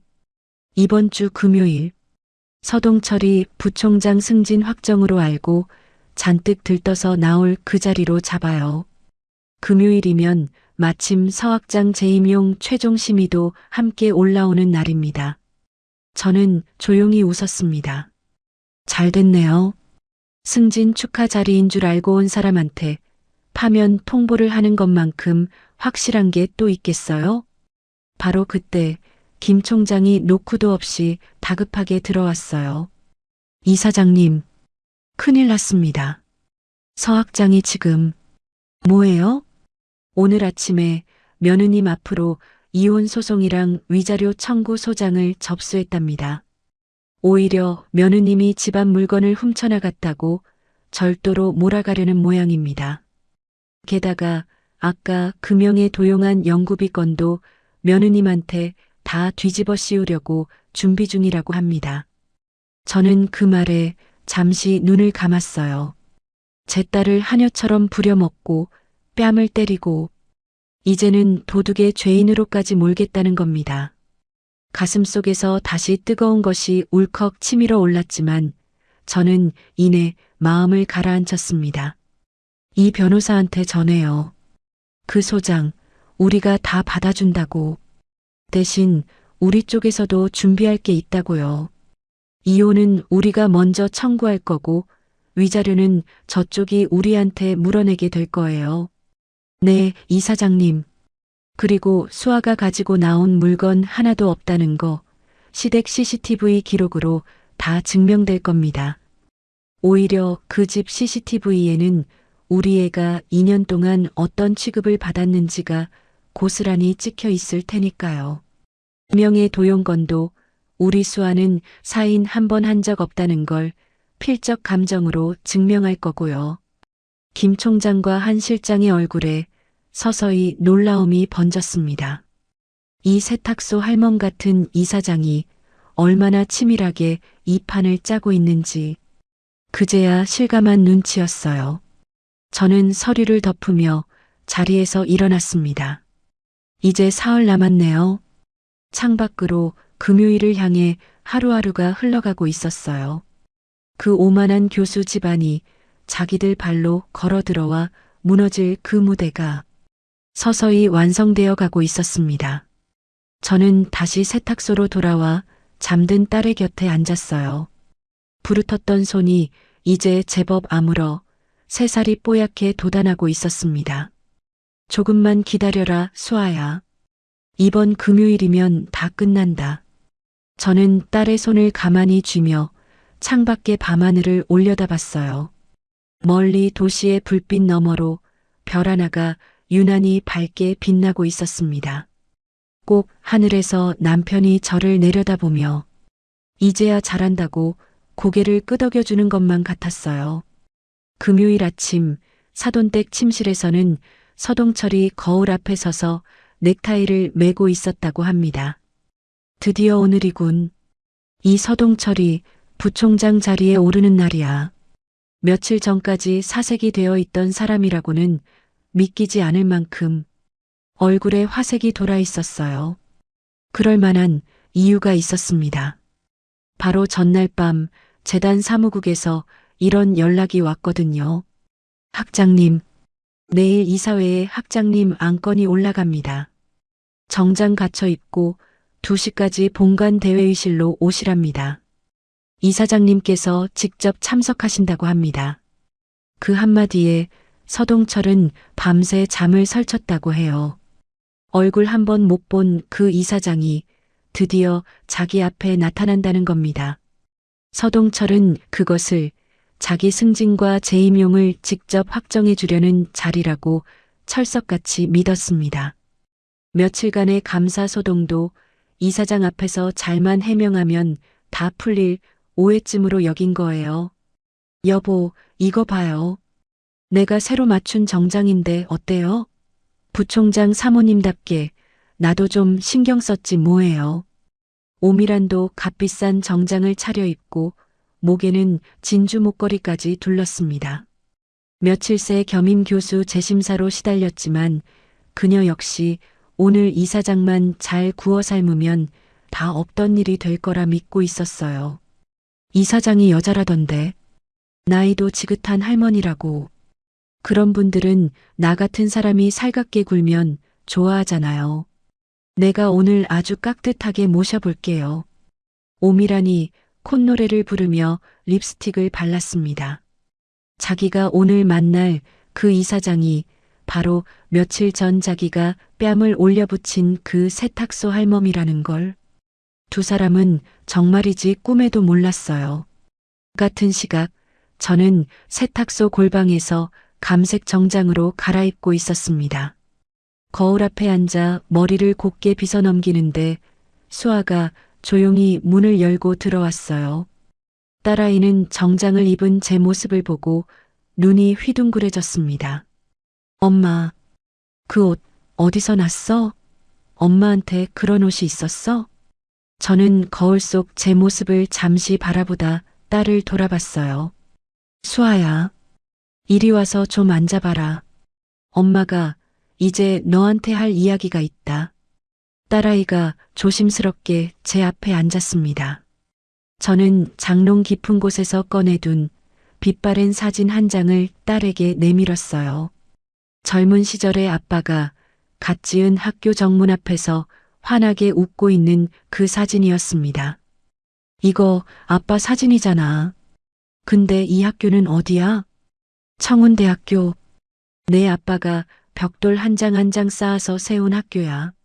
수아의 눈이 커졌어요. 청운대? 그거 진우 씨가 다니는. 그래. 내 시아버지가 학장으로 있는 바로 그 학교다. 수아의 얼굴이 하얗게 굳었습니다. 저는 딸의 두 손을 꼭 잡고 30년 동안 가슴에 묻어둔 이야기를 처음으로 꺼냈어요. 엄마는 그 학교를 품은 청운학원이라는 재단의 이사장이란다. 내 아빠가 남기고 간 그 재단을 엄마가 20년째 지키고 있어. 이사장이라니 그게 무슨. 돈이라는 게, 권력이라는 게 사람을 얼마나 망가뜨리는지 엄마는 잘 알았거든. 그래서 너만큼은 그런 거 모르고 사람 됨됨이 보고 세상 살라고. 그래서 이 세탁소에 숨어서 너한테도 다 숨긴 거야. 수아의 눈에서 눈물이 뚝뚝 떨어졌습니다. 엄마, 그럼 그동안 나 때문에 내가 그 집에서 그렇게 당하는 동안 엄마는 다 알면서도. 아니야. 엄마도 몰랐어. 내가 시집간 그 집이 하필이면 내 아빠가 세운 학교 사람들일 줄은 엄마도 며칠 전에야 알았단다. 저는 딸의 눈물을 닦아주며 조용히 말을 이었어요. 수아야, 오늘 엄마가 그 사람들 앞에 이사장으로 설 거야. 내가 흘린 눈물, 부르튼 손, 뺨에 남은 손자국. 그거 하나하나 엄마가 다 되돌려줄 거다. 그러니 너는 걱정 말고 여기서 기다려. 아니야, 엄마. 나도 갈래. 수아가 제 손을 꼭 붙잡았습니다. 나도 그 자리에 있을래. 내가 도망만 다니는 거 이제 그만하고 싶어. 엄마 옆에서 나도 똑바로 서 있고 싶어. 저는 딸아이의 눈을 가만히 들여다봤어요. 며칠 전만 해도 매 맞은 강아지처럼 벌벌 떨던 그 아이가 이제는 제 눈을 똑바로 마주하고 있었습니다. 저는 고개를 끄덕였어요. 그래, 같이 가자. 오늘은 너도 당당하게 그 자리에 서라. 2시가 가까워오자 세탁소 앞으로 검은 세단 한 대가 소리 없이 미끄러져 들어왔습니다. 동네 사람 몇이 그 광경을 보고 수군거렸어요. 저 세탁소 할멈이 웬 고급차를 다 타? 저는 딸의 손을 잡고 그 차에 올랐습니다. 차는 강남 한복판 유리로 번쩍이는 청운학원 재단 본관을 향해 미끄러지듯 달렸어요. 본관 대회의실, 넓고 긴 원목 탁자를 가운데 두고 재단 이사들과 학교 주요 보직자들이 하나둘 자리를 채우고 있었습니다. 김 총장과 한 실장이 상석 쪽에 서서 오늘의 무대를 조용히 점검하고 있었어요. 이윽고 서동철 부부가 대회의실로 들어섰습니다. 값비싼 정장을 빼입은 두 사람은 어깨를 잔뜩 펴고 여유로운 미소를 지었어요. 아, 총장님. 오늘 좋은 자리에 불러주셔서 감사합니다. 서동철이 김 총장에게 손을 내밀었습니다.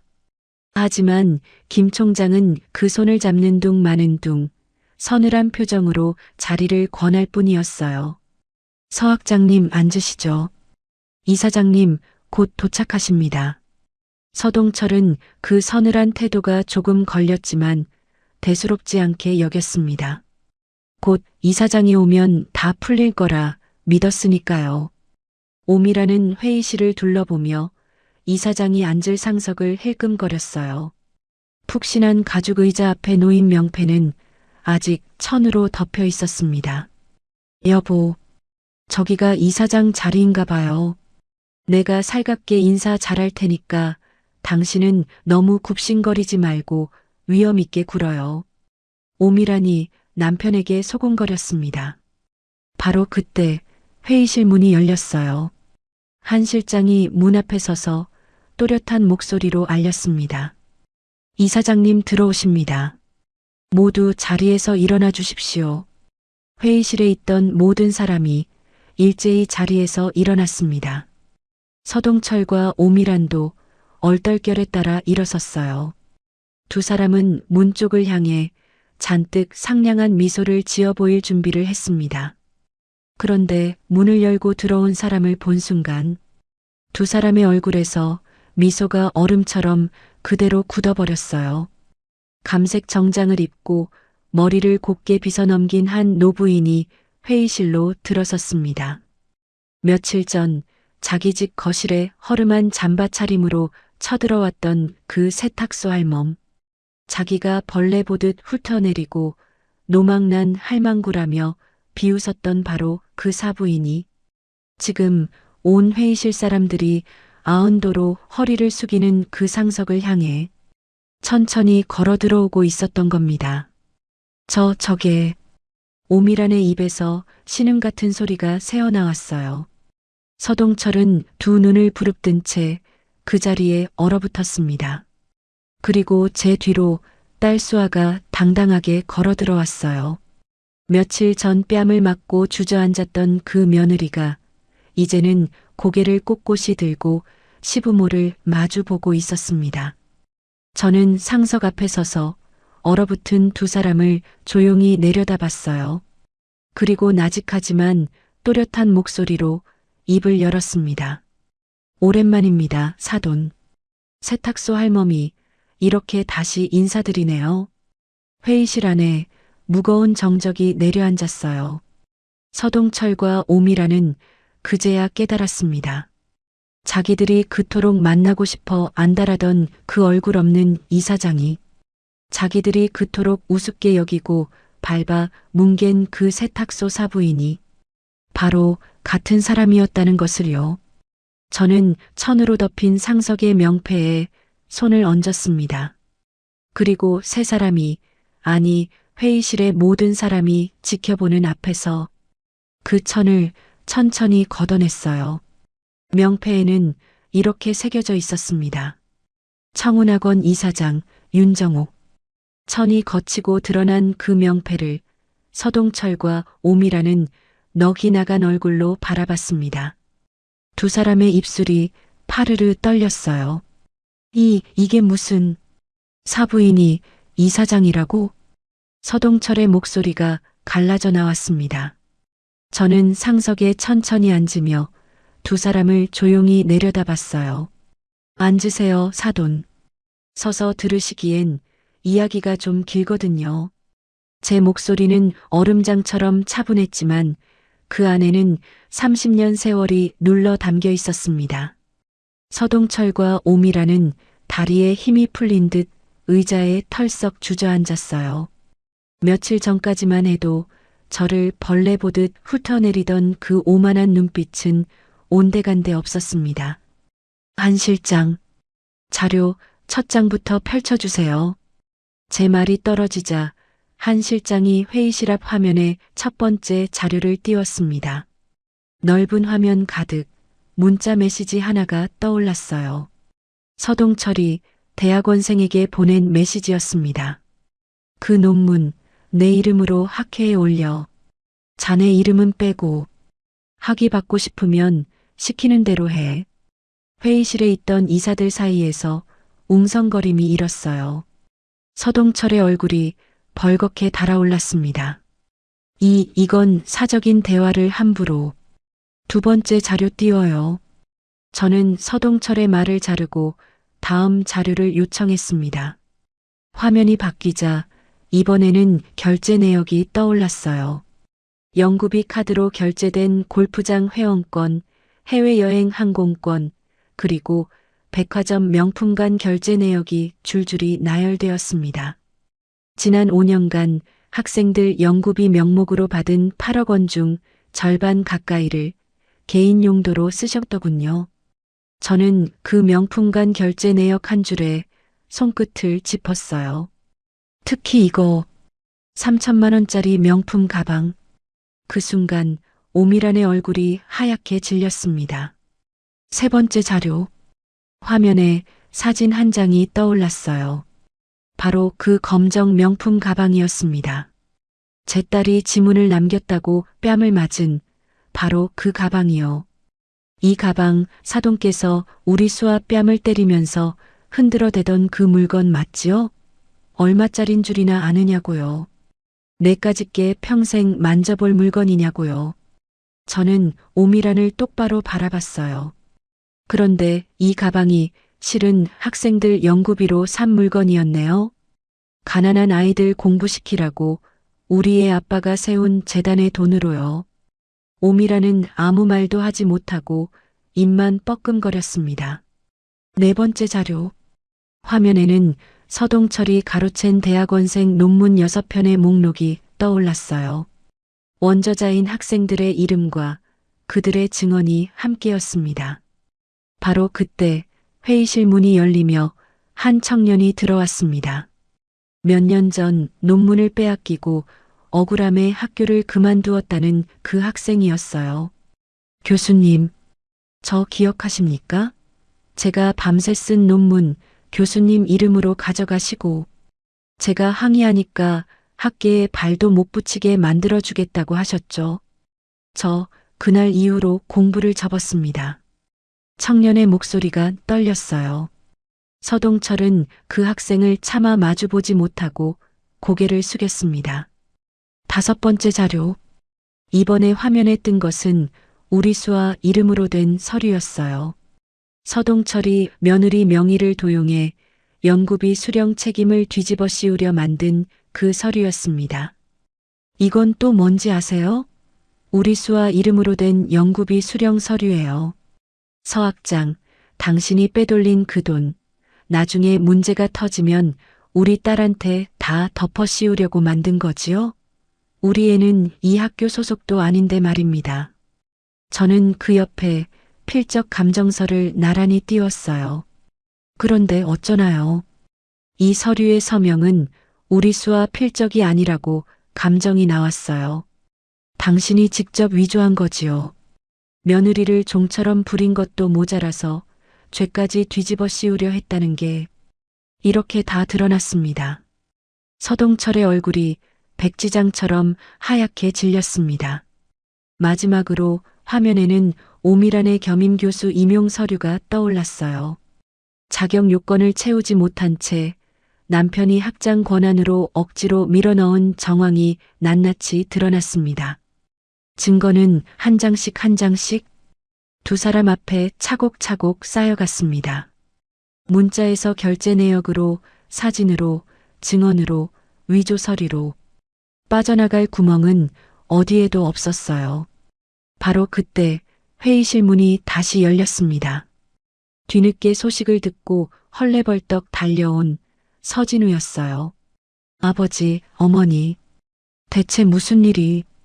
그러다 상석에 앉은 저를 그리고 제 옆에 당당히 선 수아를 발견하고는 그 자리에 우뚝 멈춰 섰습니다.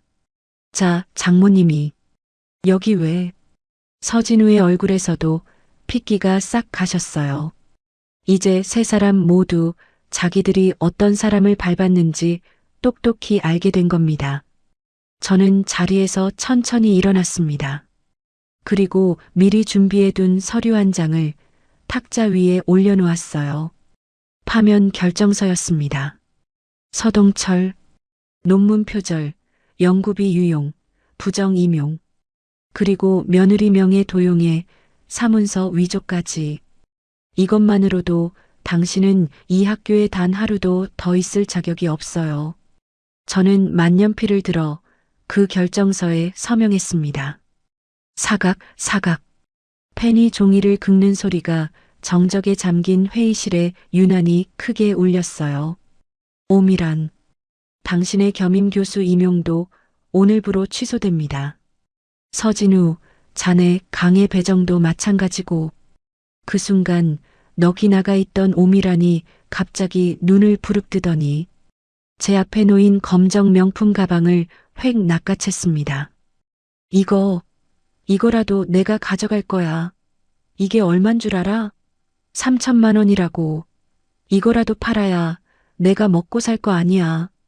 가진 걸 다 잃게 되자 마지막까지 붙잡은 것이 결국 그 가방이었어요. 사람 뺨을 때리게 만든 그 물건에 끝까지 매달리는 겁니다. 저는 자리에서 천천히 일어나 탁자 위에 놓인 재단 가위를 집어들었습니다. 그리고 오미란이 품에 안은 그 가방을 낚아채 온 회의실 사람들이 지켜보는 앞에서 가죽을 세로로 쭉 그어버렸어요. 직! 값비싼 가죽이 비명을 지르듯 갈라졌습니다. 아, 안 돼. 미쳤어? 이게 얼만데? 오미란이 짐승처럼 비명을 질렀어요. 저는 갈라진 가방을 그 여자 발밑에 툭 던지며 얼음장처럼 차갑게 말했습니다. 3천만 원. 그래, 비싸네요. 그런데 이건 학생들 연구비로 산 물건이고 우리 딸 뺨을 때린 흉기예요. 이런 게 내 딸 뺨 한 대보다 비쌀 수는 없지.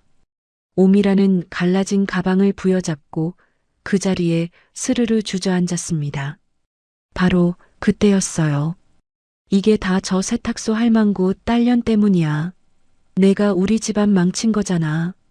오미란이 벌떡 일어나 옆에 서 있던 수아에게 손을 번쩍 치켜들었습니다. 며칠 전 그날처럼 또 제 딸의 뺨을 올려붙이려는 거였어요.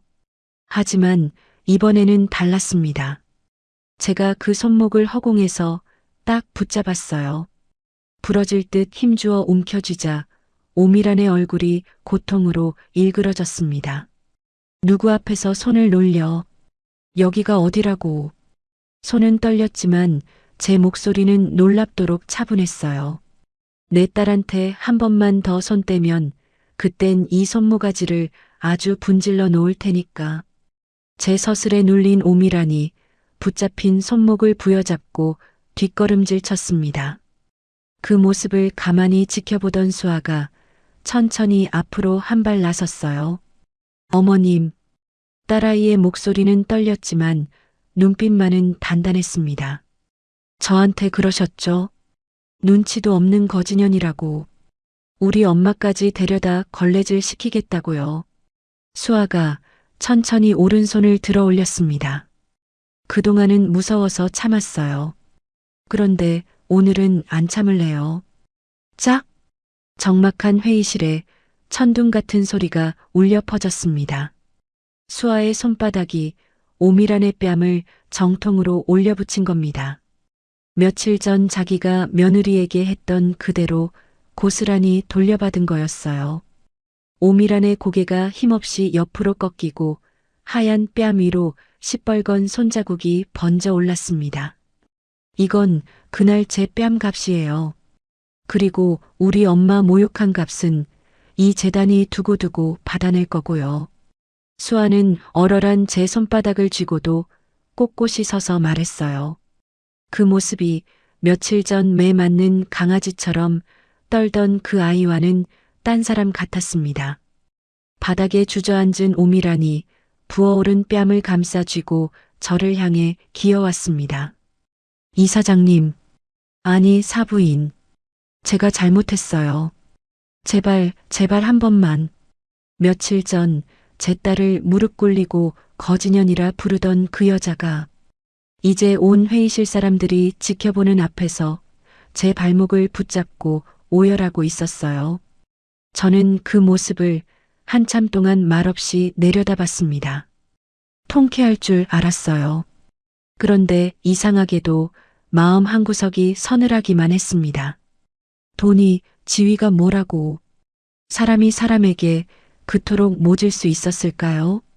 저는 발목을 붙든 그 손을 조용히 떼어내며 나직이 말했어요. 놓으세요. 나는 당신한테 무릎 꿇으라고 이 자리를 만든 게 아닙니다. 당신들이 밟은 게 세탁소 할멈이 아니라 사람이었다는 걸, 그걸 알려주려고 만든 자리예요. 회의실 창밖으로 오후 햇살이 길게 들이우고 있었어요. 그 빛이 이사장석에 앉은 저와 제 딸을 따뜻하게 비추고 있었습니다. 이렇게 그 오만했던 교수 집안의 시간은 멈추었습니다. 하지만 이게 끝이 아니었어요. 저는 아직 이 아이에게 돌려줄 것이 하나 더 남아 있었거든요. 여러분, 오늘 이 자리에서 한 가지 더 발표할 것이 있습니다. 파면 서명이 끝나고 회의실이 여전히 무거운 정적에 잠겨 있을 때 저는 다시 자리에서 일어났습니다. 이사들과 보직자들의 시선이 일제히 저에게 쏠렸어요. 부어오른 뺨을 감싸쥔 오미란도, 넋이 나간 서동철도, 그리고 서진우도 다음에 무슨 말이 나올지 숨을 죽이고 저를 바라봤습니다. 제가 이 재단을 물려받은 지 어느덧 20년입니다. 이제 저도 나이가 있으니 슬슬 이 무거운 짐을 나눌 사람이 필요하더군요. 저는 옆에 선 딸 수아의 어깨에 가만히 손을 얹었어요. 그래서 오늘 청운학원의 차기 이사로 제 딸 하수아를 선임하고자 합니다. 오늘부로 재단 이사회 정식 이사이자 장학사업 본부장을 맡깁니다. 회의실이 술렁였습니다. 이사들이 하나둘 자리에서 일어나 수아를 향해 정중히 고개를 숙였어요. 이사님 환영합니다. 차기 이사님을 뵙습니다. 불과 며칠 전까지 남의 집 거실에서 무릎 꿇고 걸레질을 하던 그 며느리에게 이제 대학의 어른들이 두 손을 모으고 허리를 숙이고 있었던 겁니다. 서동철 부부의 얼굴이 백지장처럼 하얗게 질렸어요. 이 이사라니, 수아 저 애가 이사라니, 오미라니 믿을 수 없다는 듯 중얼거렸습니다. 바로 며칠 전 자기가 거지년이라 부르며 뺨을 올려붙인 그 며느리가 이제 자기 남편의 밥줄을 끄는 재단의 정식 이사가 되어 상석에 앉게 된 겁니다. 세상이 통째로 뒤집힌 거예요. 어제까지 발 아래 두고 부리던 사람이 오늘은 하늘처럼 올려다봐야 하는 사람이 되어버렸으니까요. 수아는 이사들의 인사를 받으며 조용히 고개를 숙여 답례했습니다. 그러고는 시부모를 향해 천천히 돌아섰어요. 어머님, 제가 2년 동안 그 집에서 얼마나 사람 대접을 못 받았는지 이제 아시겠어요? 저는 돈이 없어서 없어 보여서 맞은 게 아니에요. 어머님이 사람을 사람으로 볼 줄 몰라서 맞은 거예요. 수아의 목소리는 차분했지만 그 안에는 인연의 서름이 눌러 담겨 있었습니다. 오미라는 아무 말도 하지 못했어요. 그저 고개를 푹 숙인 채 어깨만 들썩일 뿐이었습니다. 그날 이후 그 오만했던 교수 집안은 걷잡을 수 없이 무너지기 시작했어요. 먼저 서동철이었습니다. 논문 표절과 연구비 유용은 학교 안의 일로 끝나지 않았어요. 파면 사실과 감사 결과가 학계에 알려지면서 그는 발붙일 곳을 완전히 잃었습니다. 여기저기서 그가 가로챈 논문들이 줄줄이 취소되었고 받았던 상과 연구비도 환수 절차에 들어갔어요. 게다가 며느리 명의를 도용한 사문서 위조 건은 형사 고발로까지 이어졌습니다. 평생 석좌 교수라는 이름표를 훈장처럼 달고 다니던 사람이 하루아침에 학계에서 매장되고 범죄자 신세까지 된 겁니다. 연구비로 산 골프 회원권과 명품들은 전부 압류되었고 8억 원에 이르는 유용 금액을 토해내야 했습니다. 그 돈을 마련하느라 한강변의 그 대궐 같은 집도 결국 내놓아야 했어요. 오미란의 처지도 다르지 않았습니다. 겸임 교수 자리를 잃은 것은 물론이고 자격도 없이 남편 힘으로 자리를 꿰찼다는 소문이 예술계에 쫙 퍼졌어요. 그녀가 그토록 자랑하던 인맥들도 하나둘 등을 돌렸습니다. 값비싼 정장과 진주 목걸이로 치장하고 다니던 그 우아한 사모님은 이제 아무도 초대해주지 않는 외톨이가 되었어요. 서진우 역시 아버지 빽만 믿고 준비하던 교수 임용이 완전히 물거품이 되었습니다. 강의 자리 하나 없이 갈 곳을 잃고 방황했어요. 한 집안이 그렇게 사방에서 동시에 무너져 내렸습니다. 돈과 지위가 곧 사람값이라 믿었던 그들이 정작 그 돈과 지위를 다 잃고 나니 남은 게 아무것도 없었던 거예요.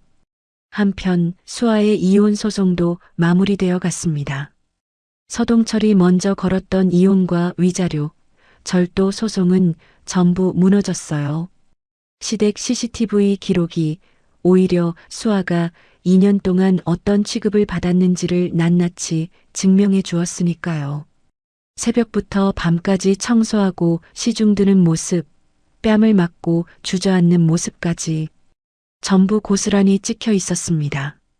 명의 도용으로 뒤집어 씌우려던 그 죄도 필적 감정으로 우리 수아가 아무것도 몰랐다는 게 다 밝혀졌어요. 결국 이혼은 수아가 청구한 대로 마무리되었고 위자료는 오히려 서진우 쪽에서 수아에게 물어주게 되었습니다. 며칠 전 위자료를 다 물어내고 몸만 나가라던 그 오밀한의 말이 부메랑처럼 그대로 자기들에게 돌아온 겁니다. 소송이 끝나던 날 서진우가 마지막으로 저를 찾아왔습니다. 장모님, 아니 이사장님, 한 번만 기회를 주시면 안 됩니까? 제가 다시 잘할게요. 수아한테. 서진우가 초췌한 얼굴로 매달렸어요. 저는 그를 잠시 바라보다 조용히 고개를 저었습니다. 자네가 수아를 지켜줄 수 있었던 순간이 딱 한 번 있었지. 자네 어머니가 우리의 뺨을 때리던 그날. 그날 자네가 아내 편에 서줬다면 나도 이렇게까지는 안 했을 거야. 그런데 자네는 뭐라고 했나? 앞가림도 못하는 마누라 탓이라고 했지. 그때 이미 자네는 기회를 놓친 거야. 서진우는 아무 말도 하지 못하고 고개를 떨궜습니다. 저는 그에게 마지막으로 한마디를 남겼어요. 사람은 가진 걸 다 잃어봐야 비로소 뭐가 중한지 알게 되는 법이지.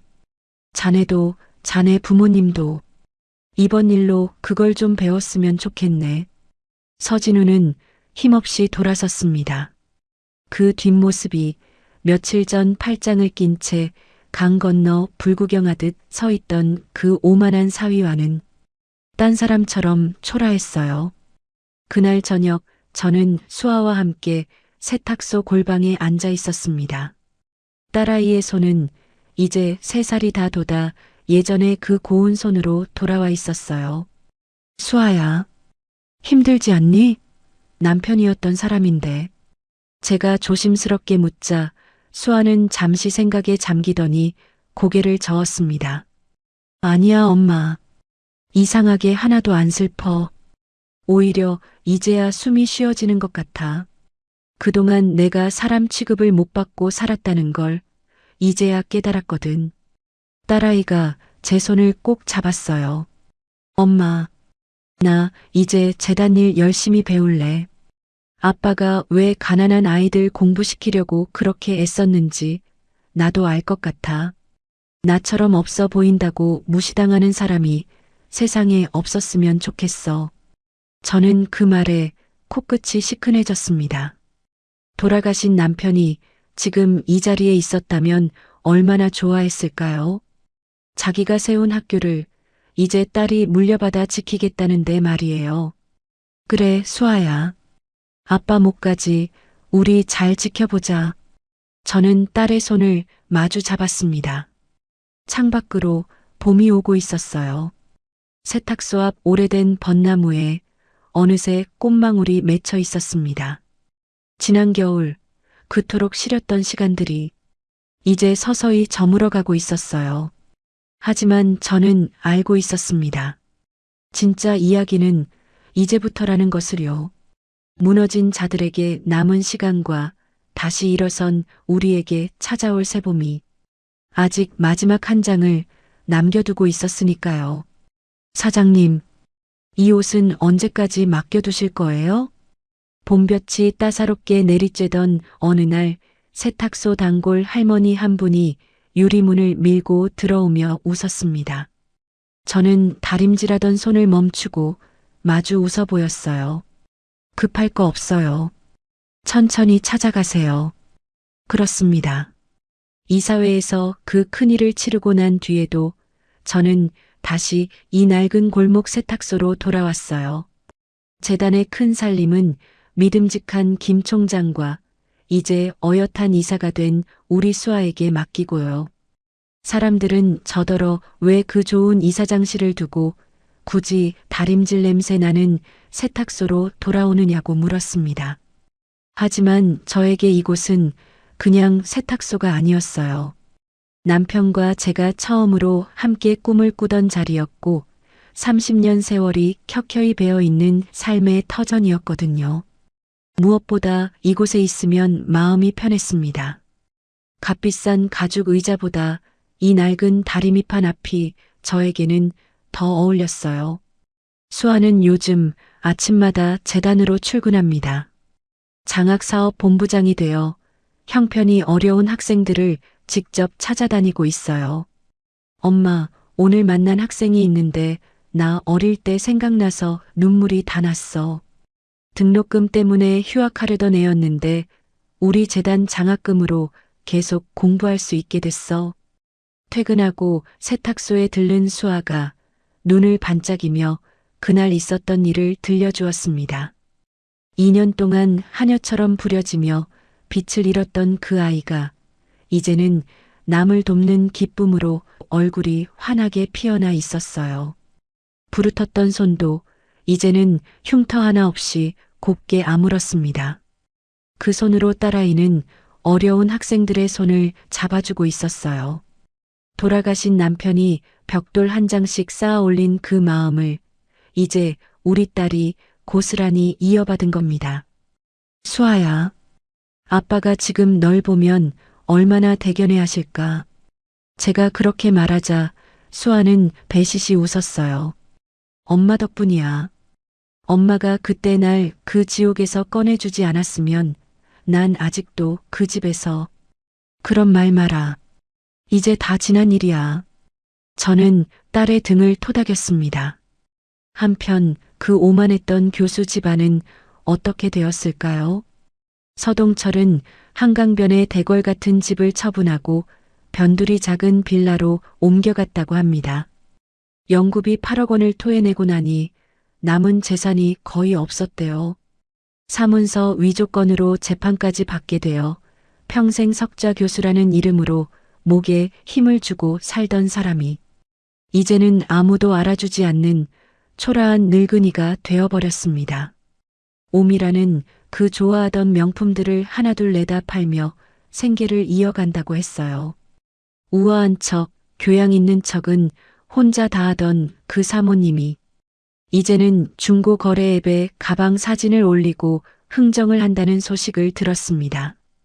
서진우는 이혼 후 지방의 작은 학원에서 강사 자리를 겨우 얻었다고 하더군요. 아버지 빽만 믿고 큰 꿈을 꾸던 그 젊은 강사의 마지막이 참으로 초라했어요. 어느 날 오미란이 세탁소로 저를 찾아온 적이 있었습니다.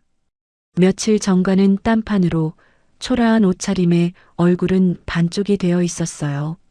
사부인. 아니, 이사장님. 제가 그때 정말 몰라서 그랬어요. 죽을 죄를 지었습니다.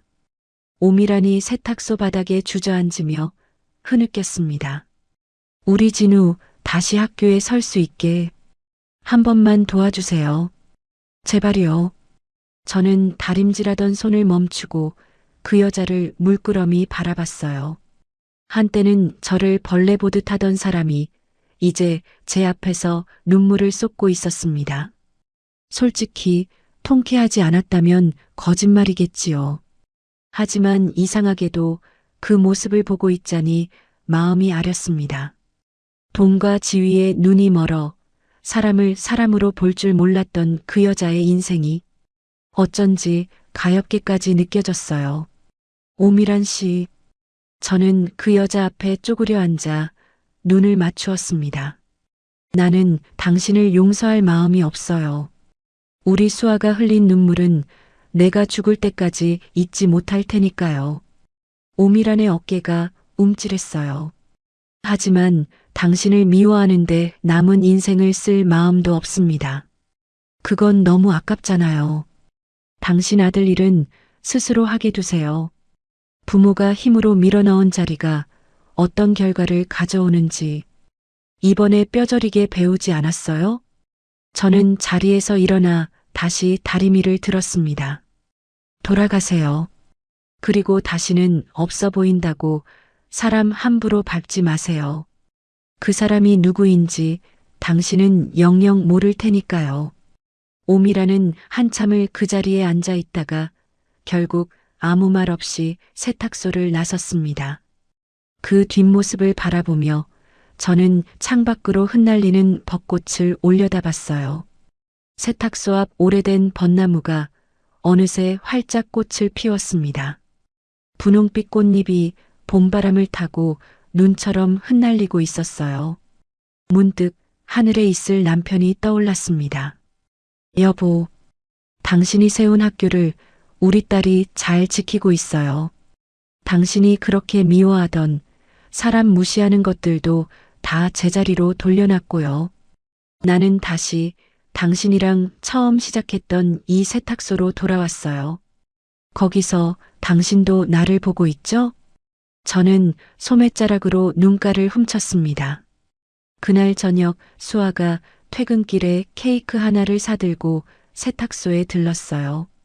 엄마, 오늘 무슨 날인지 알아? 나 이혼하고 딱 100일째 되는 날이야. 그래서 나 이걸 내 새로운 생일로 정하려고. 다시 태어난 날. 딸아이가 환하게 웃으며 케이크에 촛불을 켰습니다. 작은 촛불 하나가 어두운 세탁소 안을 따뜻하게 밝혔어요. 엄마, 나 이제 진짜 행복해. 돈이 많아서가 아니라 나를 사람으로 봐주는 사람들이랑 내가 도울 수 있는 사람들이 있어서. 저는 딸아이와 나란히 앉아 그 작은 촛불을 함께 바라봤습니다. 지난 겨울 부르튼 손으로 세탁소 문을 밀고 들어오던 그 야윈 아이는 이제 없었어요. 대신 스스로의 두 발로 당당히 선 어른이 그 자리에 있었습니다. 여러분, 긴 이야기 여기까지 들어주셔서 정말 고맙습니다. 저는 이 일을 겪으며 한 가지를 깨달았어요. 진짜 승리는 그들을 무릎 꿇린 그 순간이 아니었습니다. 그들을 미워하는 마음을 내려놓고 우리 딸과 함께 다시 웃을 수 있게 된 이 봄날이 바로 진짜 승리였어요. 복수가 아니라 용서와 새삼. 그것이 이 늙은 세탁소 할멈이 얻은 가장 값진 것이었습니다. 혹시 지금 없어 보인다는 이유로 부당하게 무시당하고 계신 분이 있다면 부디 기억해 주세요. 당신의 값어치는 남이 매기는 게 아니라는 것을요. 세탁소 창밖으로 벚꽃잎이 저녁 노을에 물들어 곱게 흩날렸습니다. 그 따뜻한 풍경을 바라보며 저는 딸의 손을 꼭 잡았어요.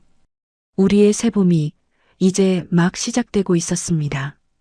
이야기를 끝까지 들어주신 분이 계시다면 잘 들었다고 댓글 하나만 남겨주세요. 사연 만남 구독을 눌러주시면 매일 감동과 재미가 있는 실제 같은 사연을 전해드립니다. 더 좋은 사연으로 다시 찾아뵙겠습니다. 감사합니다.